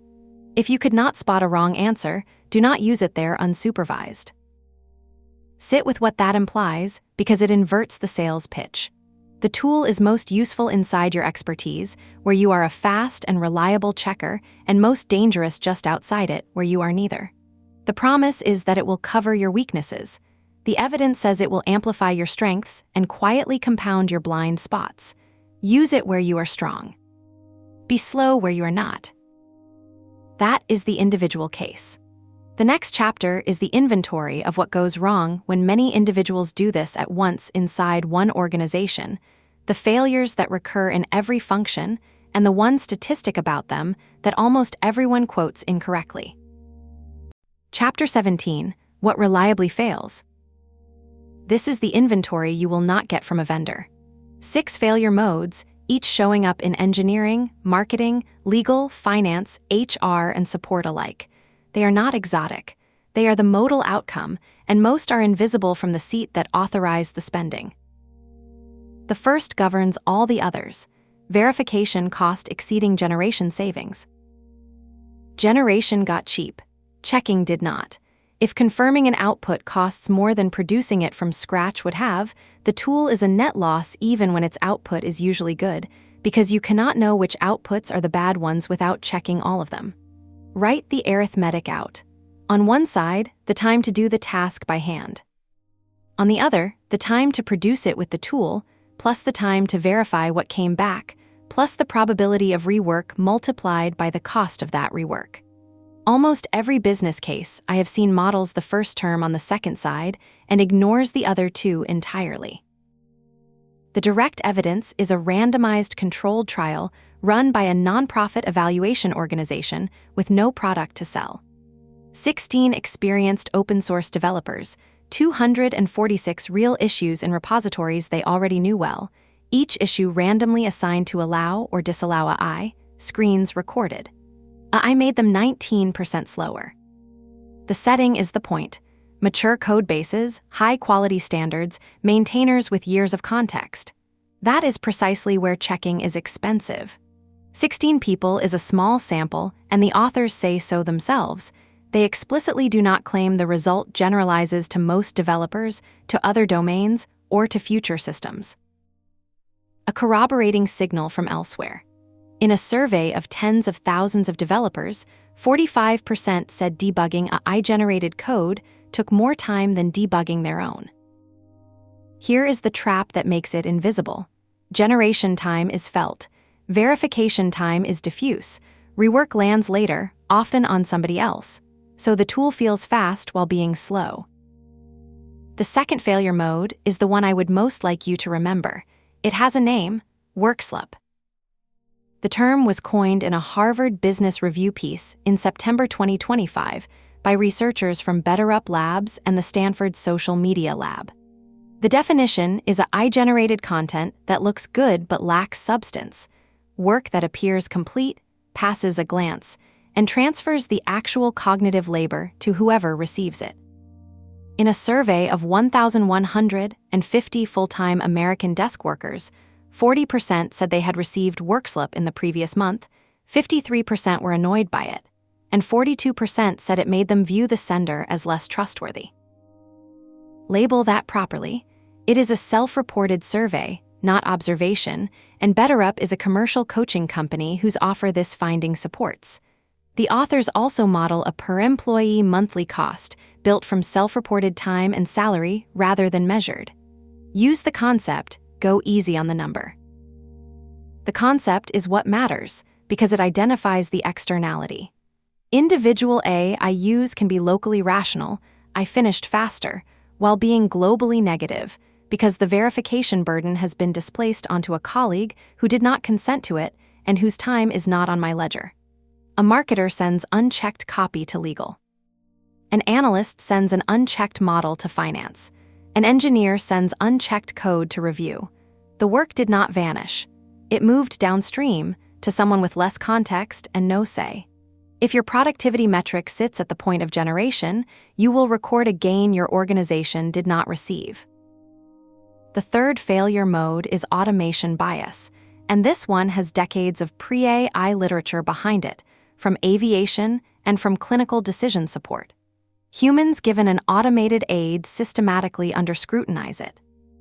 That literature names two error classes: omission errors, where you miss something because the system did not flag it, and commission errors, where you act on a wrong recommendation despite contrary evidence in front of you. The modern confirmation is worse than the classical version. A study of 319 knowledge workers and 936 first-hand examples of generative AI use at work, from Carnegie Mellon and Microsoft Research, found that workers with higher confidence in the AI applied less critical thinking to its outputs, while workers with higher confidence in their own skill applied more. Follow that to its conclusion. The more capable the model becomes, the more confidence users place in it, and the less they verify, exactly as the remaining errors become rarer, subtler, and harder to catch. Reliability improvements can reduce total system safety. The fourth is de-skilling, and there is now one piece of hard evidence where before there was only worry. A multicenter observational study, published in the Lancet Gastroenterology and Hepatology in August 2025, looked at endoscopists in Poland routinely exposed to AI assistance during colonoscopy and measured their detection rate when working unassisted. It fell from 28.4% before AI exposure to 22.4% after, a 6 percentage point decline, roughly a fifth of baseline performance. State the caveats because the authors do. It is observational, not randomized. Confounders like fatigue and case mix cannot be excluded, and it is a single national context. Do not call it proof. Call it the first serious measurement of a mechanism that was previously only theorized. The business analog is exact. The analyst who no longer builds the model, the associate who no longer drafts the clause, the engineer who no longer debugs unaided. The loss is invisible until the AI is unavailable or wrong or facing something outside anything it has seen, precisely when you need the human. And note the recursion. The skill required to supervise AI output is the skill that not doing the work prevents you acquiring. The fifth is accountability diffusion. When a decision is produced by a model, configured by a vendor, procured by one team, operated by another, and relied upon by a fourth, no single person both made the decision and could have prevented the error, yet the consequence still lands on someone. The researcher Madeleine Claire Elish named this the moral crumple zone. The human in the loop absorbs liability for a system they could not realistically control. 2 documented cases show it operating. An airline argued before a Canadian tribunal that its website chatbot was a separate legal entity responsible for its own actions. The tribunal rejected that squarely, holding that the company is responsible for all the information on its website and that it makes no difference whether the information comes from a static page or a chatbot. And a coding agent that executed destructive commands against a production database then reported the damage as unrecoverable when rollback was in fact possible. A system wrong about its own actions cannot be the accountable party. The rule that follows is short. For every AI-assisted output, there must be a named human owner who would be answerable if it were wrong, and who has the authority and the time to check it. If no such person exists, the deployment is not governed, whatever the policy says. The sixth is pilot to production failure, and here I have to be precise, because the most quoted statistic in this entire field is a misreading. You have heard that 95% of AI pilots fail. That comes from a 2025 report out of an MIT research initiative, based on around 300 publicly disclosed deployments, interviews with organizational leaders, and a survey of a few hundred employees. What the report actually said is that around 5% of pilots achieve rapid revenue acceleration, while the majority stall with little to no measurable impact on profit and loss. Someone took the complement of that sentence and published it as a failure rate. Those are not the same claim. Did not produce rapid, profit and loss visible revenue acceleration within a short window, silently became failed. That bar would fail almost every enterprise technology program ever run, and no comparison class was offered. It also conflates three different things: did not work, worked but was not measured, and was measured but not attributed. The sample is small and not random. The report was not peer-reviewed, and the MIT branding did more work in the statistics spread than its method warrants. Cite it, if you cite it, as evidence that measured return is rare and hard to establish, not as evidence that 95% of deployments fail. There is also a line in circulation that more than 80% of AI projects fail. It aggregates studies using different definitions of project and of failure, and cannot be traced to a single sourced finding. Do not repeat it. The defensible number comes from an enterprise survey of more than 1,000 respondents across North America and Europe. The share of companies abandoning the majority of their AI initiatives before production rose from 17% to 42% year over year, and organizations report scrapping an average of 46% of proof-of-concept projects. Read the direction carefully.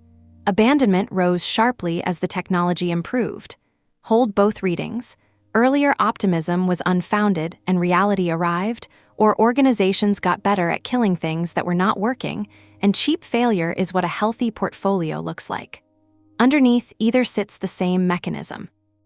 Pilots run under conditions production cannot reproduce, motivated volunteers, curated data, no integration, no compliance sign-off, no edge case load, and a champion whose reputation depends on it working. The pilot measures the technology under the best available conditions. Production runs it under the worst. 6 mechanisms, and every one is a deployment failure rather than a model failure. That is the good news, because deployments are things you control. The next chapter takes the one exposure that is not about output quality at all, what leaves your building every time someone types into a box. Chapter 18, What You Are Leaking. Every prompt is a disclosure decision. That is the whole chapter in one sentence, and I want to be careful about the tone in which I say it, because this subject is usually delivered either as a shrug or as a scare. Neither is useful. The goal here is a listener who can make a sound judgment about what goes into the box, not a listener who is frightened of the box. Start with the one well-documented case, because it is more instructive than any hypothetical. In March 2023, Samsung's semiconductor division permitted its engineers to use a public chat assistant for code review. Within roughly 20 days, there were 3 separate leak incidents: confidential source code for a facility measurement database program, faulty source code submitted for debugging help. and proprietary semiconductor test sequences together with internal meeting notes. It was first reported by a Korean business publication and then picked up internationally. And by early May, the company had imposed a broad ban on employee use of generative AI tools. Now the honest framing, because this is not a story about a model behaving badly. Nobody was hacked. The model did what it was asked. What was absent was controls, no prevention on the paced path, no enforcement at the endpoint, no audit trail of what left the building. And be careful about the harm as well. There is no public evidence that the leaked material was subsequently disclosed to third parties or used in a way that damaged the company. The observed harm is exposure. The downstream harm remains theoretical. Conflating those two is how this topic becomes hysterical. So what is actually at stake when text leaves your organization? 4 distinct questions, and people routinely collapse them into one. The first is training. Does the provider use your input to improve its models? For consumer products, the historical default has often been yes, sometimes with an opt-out buried in settings. The second is retention. Does the provider store your input? For how long and in what form? Retention is a separate question from training, and a zero retention commitment and a no training commitment are different promises. The third is access. Who at the provider or at its subcontractors can read what you sent? Providers routinely retain some access for abuse monitoring, for human review of flagged content, and for responding to lawful process such as a subpoena. Any of those can constitute a disclosure even where nothing was used for training. The fourth is residency. Where physically does the data sit and which jurisdiction's authorities can reach it? Those 4 questions are the practical difference between consumer terms and enterprise terms. An enterprise agreement is not a nicer-looking version of the free tier. It is a contract in which those 4 answers are written down. No training on inputs, a defined retention period, a defined list of sub-processors, defined incident notification, and a data residency commitment where you need one. That is what you are buying. A personal account has none of it, and the same model sits behind both. Now the function-specific exposures briefly, because the shape differs. For legal, the professional duty of confidentiality applies to information relating to the representation regardless of the medium it travels through. And the profession has converged on enterprise terms with no training and short retention as the mechanism for satisfying it. There is a second layer. Many corporate clients now include AI restrictions or notice requirements in their outside counsel guidelines. Read them. And a third, the engagement letter is where AI use gets disclosed and consented to or does not. None of that is legal advice. It is a description of where the published guidance has landed, and rules differ by jurisdiction and change frequently. For anyone handling personal data, the question is not only whether the tool is secure, but whether you have a lawful basis for the processing you are about to do, and whether the individual was told. That is a determination your privacy function makes, not your AI enthusiast. It matters most where a regulator has already spoken. Under the European Union's AI Act, systems used for recruitment and selection, placing targeted job advertisements, filtering applications, evaluating candidates, are explicitly classified as high risk, as are systems used to make decisions about promotion, termination, task allocation, and performance monitoring. As of August 2026, the obligations attaching to that classification for standalone systems have been deferred to December 2027, while the transparency obligations remain live. If you are recording that date from memory rather than checking it, you will get it wrong. And there is a specific exposure worth naming because almost nobody registers it. In the Bank of England and Financial Conduct Authority's survey of 118 financial firms, the risks respondents expected to grow fastest included third-party dependencies, model complexity, and embedded or hidden models, meaning AI that arrives inside a purchased product that nobody ever recorded as a model. Your disclosure surface is not only the tools you approved, it is every vendor application that quietly added an assistant in a release note. Which brings me to controls and to the argument of this chapter that I care most about. Policy that nobody reads fails. Mechanisms hold. I have hard evidence for that claim, and it comes from an unexpected place. New York City wrote the first law anywhere requiring bias audits of hiring algorithms, with public posting of results and advance notice to candidates. Researchers then sent 155 student investigators to systematically record the compliance of 391 covered employers. 18 had posted an audit report. 13 had posted a notice. That is about 4.6% and 3.3%. The authors called it null compliance and diagnosed the mechanism precisely. Because employers self-assess whether their tool meets the definition that triggers the obligation, the rational move is to conclude that it does not, and no audit is ever triggered. A first-in-the-world regulation, specific and well-intentioned, was almost entirely inert, because compliance depended on somebody choosing to comply. Your internal AI policy has exactly the same structure. If the control is a sentence in a document that an employee must remember and voluntarily apply while under deadline pressure, assume it does not exist. So here are the controls that actually hold, in rough order of how much they buy you. Approved tooling with the terms already negotiated. Not a list of banned tools, a small set of sanctioned ones that people actually want to use, procured on enterprise terms. Every hour you spend making the approved tool good is an hour you do not spend policing the unapproved one. The mechanism is that the safe path is the easy path. Data classification that is coarse enough to be used. I have watched organizations build 7-tier schemes that nobody can apply at speed. 3 tiers work: material that may go into an approved tool freely, material that may go in only with specific approval, and material that never leaves regardless of the tool. What matters is that a person under time pressure can classify what is in front of them in about 2 seconds. Redaction discipline for the middle tier. Names, account numbers, deal codes, customer identifiers, strip them before the paste, and do it as a habit rather than a decision.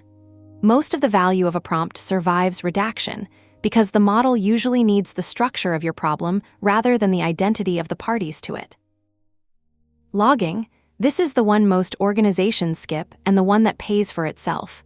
Retain the prompt, the model and version, any sources retrieved, the output, the reviewer, and the timestamp. It sounds bureaucratic. It is the artifact that answers every question that will ever be asked afterwards. What left when, who checked it, and against what? In the legal function, the equivalent discipline is a log of what was verified, by whom, against what source, and when, and that log is the only thing that survives a sanctions hearing.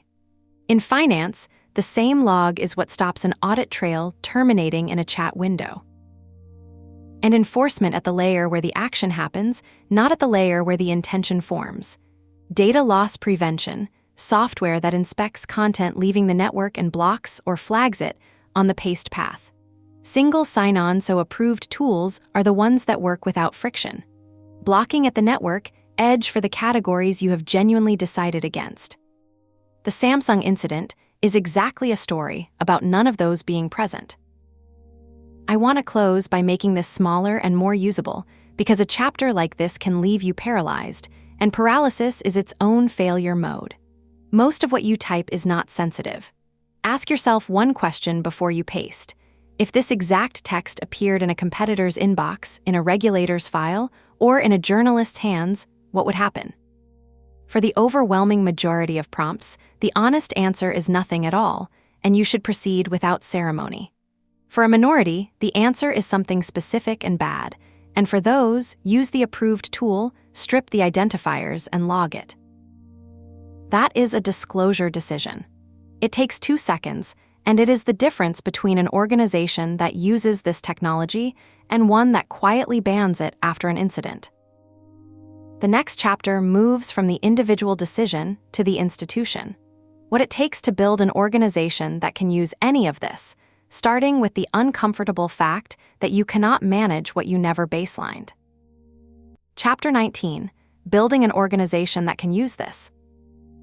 This chapter is about the institution, the sequence of decisions separating an organization that gets something out of this technology from one that spends the same money and gets a slide deck. 6 moves in order. The order matters more than any individual item, because most failure I see is a right action taken in the wrong sequence. Move 1, measure before you deploy, not after. You cannot manage what you never baselined, and the usual substitute for a baseline, asking people afterwards how much time they saved, has been demonstrated to be unreliable. In a randomized controlled trial, meaning one where access to the tool was assigned at random, so the two groups are otherwise alike, 16 experienced developers worked on 246 real issues in code bases they knew well. Beforehand, they predicted the tool would make them 24% faster. Economics experts predicted 39%, machine learning experts 38%. The measured result was 19% slower. And afterwards, having lived through it, the developers still believed they had been sped up by about 20%. Roughly 39 percentage points between what expert practitioners felt and what was measured on their own code, screens recorded. Self-reported productivity gain is not evidence of productivity gain, and that one finding invalidates most of the numbers you will be shown. When a government trial reports participants saving 19 to 26 minutes per day, and a randomized trial of similar office work measures about 30 minutes per week off email, both can be honest, but the gap is roughly an order of magnitude. The first is belief. The second is behavior. So before you buy anything, pick a metric that is logged rather than reported. Issues resolved per hour. Cycle time from request to signed. Error rate found downstream. Days to close. Take 3 months of history.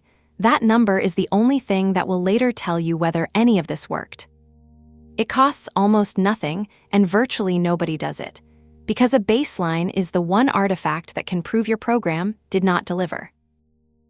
Move 2. Choose functions by whether verification is objective and decisive. Not by enthusiasm, and not by which executive asked loudest. The question is whether, eventually, something other than opinion can settle whether the output was right. Note, I did not say cheap. Cheapness affects throughput. Objectivity affects whether you can trust any of it. The clearest industrial demonstration is automated test generation at Meta. Their system only proposed unit tests that provably built, provably passed, and provably raised coverage. A machine checked the output before any human saw it. 73% of its recommendations were accepted into production by human engineers. That acceptance rate is not a story about model quality. It is a story about a filter. The same pattern shows up when someone hits the wall and fixes it. A well-known product discovery practitioner built a service to generate structured interpretations from user interview transcripts. It worked beautifully at 3 interviews and broke down around the 15th.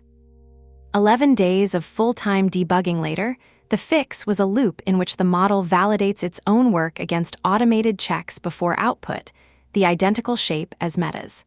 Her summary line is the one to keep.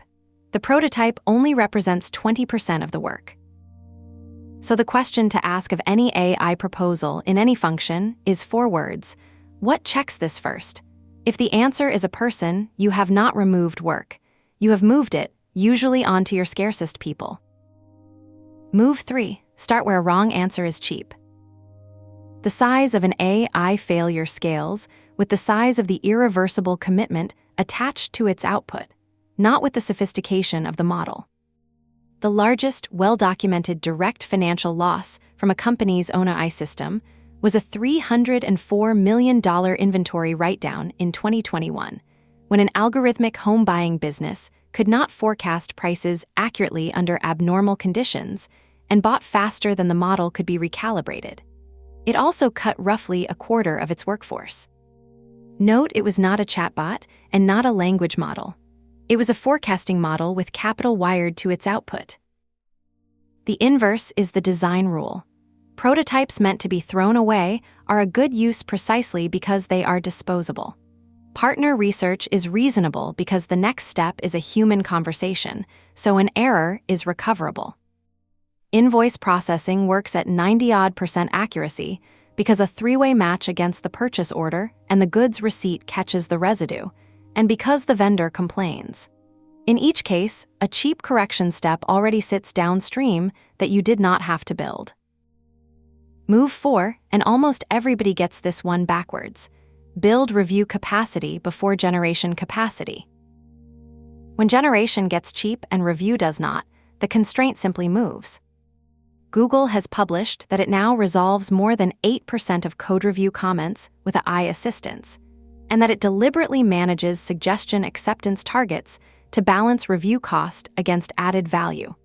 One of the most sophisticated engineering organizations on Earth, explicitly tuning the volume of AI suggestions because reviewer attention is the scarce resource. Engineering telemetry vendors report the same direction with much less rigor. Review time up, changes larger, more merging with no review at all. That is a vendor's own product telemetry, internally inconsistent in places. Take the direction, ignore the decimal places. The failure mode is not that bad output gets produced. It is that output gets accepted unread. So before you widen the top of the funnel, ask who is at the bottom of it, how many hours they have, and what happens when volume doubles. If nothing changes, you have not planned a deployment. You have planned a queue. Move 5. Treat adoption and usage as different numbers and track both. In the randomized trial of a general-purpose office assistant across more than 6,000 workers at 56 firms, roughly 40% of those given access used it regularly over 6 months. Most licenses produced no measured effect because they were never really used. Meanwhile, the official United States Business Survey, which asks firms whether they use AI in a business function, and which changed its question wording in late 2025 in a way that raises the measured rate, puts firm-level adoption between 17 and 20% of American businesses, around 37% for firms with 250 or more employees. Set those against surveys of technology professionals reporting 84 to 90% usage, and you have not found a contradiction. You have found two different questions. Individual use is near universal in knowledge work. Institutional use, AI embedded in how the firm produces its output, with governance, measurement, and dependency, is in the tens of percent at best. That gap is your entire management problem. Seats bought is a procurement number. Weekly active use on defined tasks is an operations number. Only the second can move a baseline. Move 6. Put controls in mechanisms, not documents. The evidence for this is brutal. New York City passed the first law anywhere requiring bias audits of hiring algorithms. Researchers checked 391 covered employers. About 4.6% had posted an audit, about 3.3% the required notice. The trigger condition was self-assessed, so the rational move was to conclude the law did not apply. A first-in-the-world regulation was almost entirely inert. Your internal policy has the same architecture, so convert the rules into things that hold by themselves. In finance, the rule that numbers are injected from the source system and never generated by the model belongs in the tooling layer, not a memo. If the model can type a digit, the digit is unverified. In legal, every authority in a filing gets opened and read by a named human before signature, and the check is logged. Across all of it, automatic provenance capture, approved tools that are the easiest path rather than the permitted one, and a named owner for each AI-assisted output with both the authority and the hours to check it. Finally, the training, and here I want to be blunt, because a great deal of money is going to the wrong place. Prompting courses are largely wasted. Interfaces are converging on plain instruction, models keep getting better at inferring intent, and any specific technique has a shelf life measured in months. What does not expire is the ability to tell a right answer from a confident wrong one. So teach verification. Teach people in their own function what a fabricated output looks like, a citation that does not exist, a number nobody can trace, a reconciliation that balances because a plug was invented, a summary that quietly dropped the qualifying clause. Have them find real errors in real output from their own domain, repeatedly, until spotting them is reflex. There is evidence pointing this way. A study of 319 knowledge workers and their real examples of generative AI use at work found that people with higher confidence in the AI applied less critical thinking to its output, while people with higher confidence in their own skill applied more. Confidence in the tool suppresses scrutiny. Confidence in your own judgment restores it. Training that builds domain confidence buys you verification behavior. Training that builds tool confidence buys the opposite. One more design lesson from 3 randomized field experiments on AI coaching for sales agents. When the lowest-ranked agents were being overwhelmed, the fix that worked was restricting how much feedback the system gave. Less output, better placed, beat more output, which runs against the vendor default of maximum surface area. Measure first, pick by verifiability, start where errors are cheap, build reviewers before writers, count usage, not seats, make the control a mechanism, teach checking, not prompting. The final chapter is the verdict, what I now believe, why I changed my mind partway through this book, and what would tell me I am wrong. Chapter 20, Verdict and what would falsify it. I want to end this the way I started it, with my working shown, my confidence graded, and the specific things that would prove me wrong. Start with the admission, because it is the most useful thing in this book. I began with a clean thesis. Generation got cheap and checking did not, so artificial intelligence should pay off wherever output is cheap to verify. It is tidy. It explains a great deal. I believed it and I was wrong. 3 findings broke it, and none of them is fringe. Software engineering has the cheapest, most objective verification of any function in business. Compilers, type checkers, test suites, continuous integration. No other function has anything close. And software engineering is where a randomized controlled trial measured experienced developers running 19% slower with artificial intelligence on mature code bases they already knew. If the thesis were straightforwardly right, that is the last place on Earth it should have failed. Second, a pre-registered field experiment with 758 consultants gave them a creative task with no objectively correct answer, and a business problem that did have one. Artificial intelligence helped substantially on the creative task. On the problem with a right answer, consultants using it were markedly more likely to get it wrong. Accuracy fell from roughly 84% without the tool to somewhere in the 60s or low 70s with it. Read that against the thesis. The tool helped where nobody could check and hurt where someone could. Third, and quietly the most damaging, the 2 largest measured gains in the entire literature are professional writing and customer support. Both are graded subjectively. Quality in both is contested, multidimensional, and not objectively verifiable at the moment the work is done. My thesis predicted those should be the weak cases. They are the strongest ones on record, and the economic estimates built on this literature rest on exactly those 2 studies. So here is the repaired model, which is what I actually believe. What matters is not whether verification is cheap. It is whether verification is objective and decisive, whether, eventually, something other than opinion can settle whether the output was right. Cheapness affects throughput. Objectivity affects whether you can trust the result at all. Protein structure prediction has brutally expensive verification, requiring months of laboratory work, and it is among the most convincing applications anywhere, because the verification is decisive, and because the model is used to narrow an enormous search space before the expensive step runs. That is a different economics from cheap checking, and a better one. 2 refinements came out of the function chapters, and both matter. The first is that cheap to check and easy to pass are different properties, and conflating them caused my original error. The developer study had verification that was cheap to run and expensive to satisfy, the standards of a mature project with real quality bars. Cheap to check tells you what a single test costs. Easy to pass tells you how many attempts you need. Those are different numbers, and they move independently. The second refinement is sharper, and it comes from data and analytics. Available verification is not performed verification. A natural language query interface that returns a plausible, well-formed, wrong number sits inside a function with objective checks available at all times.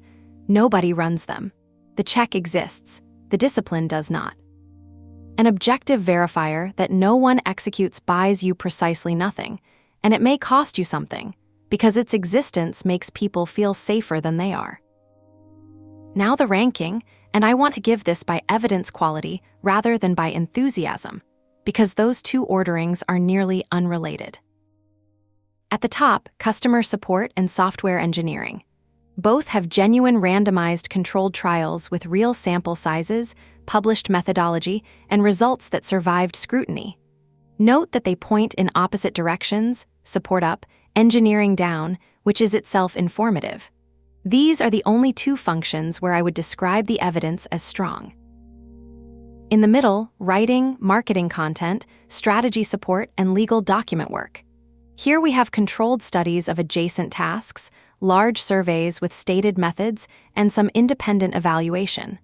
Enough to form a view, not enough to be confident about magnitude. At the bottom, and I want to be blunt about this, partnerships and business development. In all the research behind this book, there was not one controlled study, not one survey with stated methodology, and not one named case study for that function. 0. Everything I said in that chapter was labeled inference, and it should stay labeled.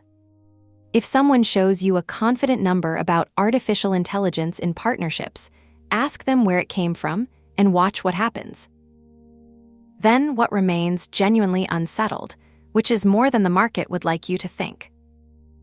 Who benefits most is unresolved. The support study found the least experienced agents gained most, and experts gained close to nothing. A field experiment among entrepreneurs in Kenya found the opposite shape, no average effect at all, with high performers gaining and low performers actually losing ground. Sales coaching research found a third shape again, an inverted curve where middle performers gained and both ends did worse. 3 careful studies, 3 different answers. Anyone who tells you confidently that this technology levels the field or that it widens the gap is choosing which study to quote. The aggregate economic effect is unsettled. One prominent estimate puts the ceiling at roughly 0.5% of total factor productivity and under 1% of gross domestic product over a decade. That is not nothing. It is also nothing like the numbers in the average pitch deck. And whether the public evidence is even representative is unsettled, which is the part that should worry you most. The largest public conversation about this technology sits on a platform that returns a payment-required error to automated access, with a red cap that binds before the money does. Practitioners publish their wins and quietly delete their failures. And the single most repeated statistic about enterprise failure in this entire field misreads its own source document. We are reasoning about a phenomenon whose evidence base is paywalled, self-selected, and frequently misquoted. So, the falsifiers, what would make me abandon the repaired model? If a well-designed trial showed sustained gains in a function where the output cannot be objectively settled even in principle, where reasonable experts disagree permanently about what good looks like, and no later fact resolves it, and those gains held over years rather than weeks, the model is wrong. Objectivity would have turned out not to be the operative variable. If organizations that invested heavily in verification capacity, review capability, test infrastructure, audit trails, measurement, showed no better returns than organizations that simply deployed the tools and hoped, the model is wrong. The entire practical recommendation of this book rests on that difference showing up. If the developer slowdown result fails to replicate on current tooling in a properly designed follow-up, one of my 3 falsifying pillars collapses, and I would have to reconsider whether the original cheap verification thesis was closer to right than I now think. And if partnerships, or any function with no decisive verification at all, produces a robust body of evidence showing large durable gains, then the ranking I just gave you is upside down, and I would need a different model entirely. I have tried throughout to give you the standard rather than the conclusion, so let me finish with the standard. Ask what kind of evidence a claim is. Controlled study, survey, self-reported case, vendor marketing, or one-person story. Most of what reaches you is the last two. Ask who benefits from you believing it, and whether they measured what they are claiming or asked people how they felt. Ask whether the output can be settled by something other than opinion, and then ask the harder question, whether anyone in your organization will actually perform that check on a Tuesday afternoon when they are behind. And measure before you deploy, because the one thing every rigorous study in this book agrees on is that people cannot tell how fast they are going. Developers who were 19% slower believed they were 20% faster. That gap is not a curiosity. It is the reason self-report cannot be your instrument, and it applies to you as surely as it applied to them. I have given you my model. I have shown you where it broke and how I repaired it. Hold it more loosely than you would hold a model that never needed repair. And if you find the evidence that breaks it again, that finding is worth more than everything else in this book.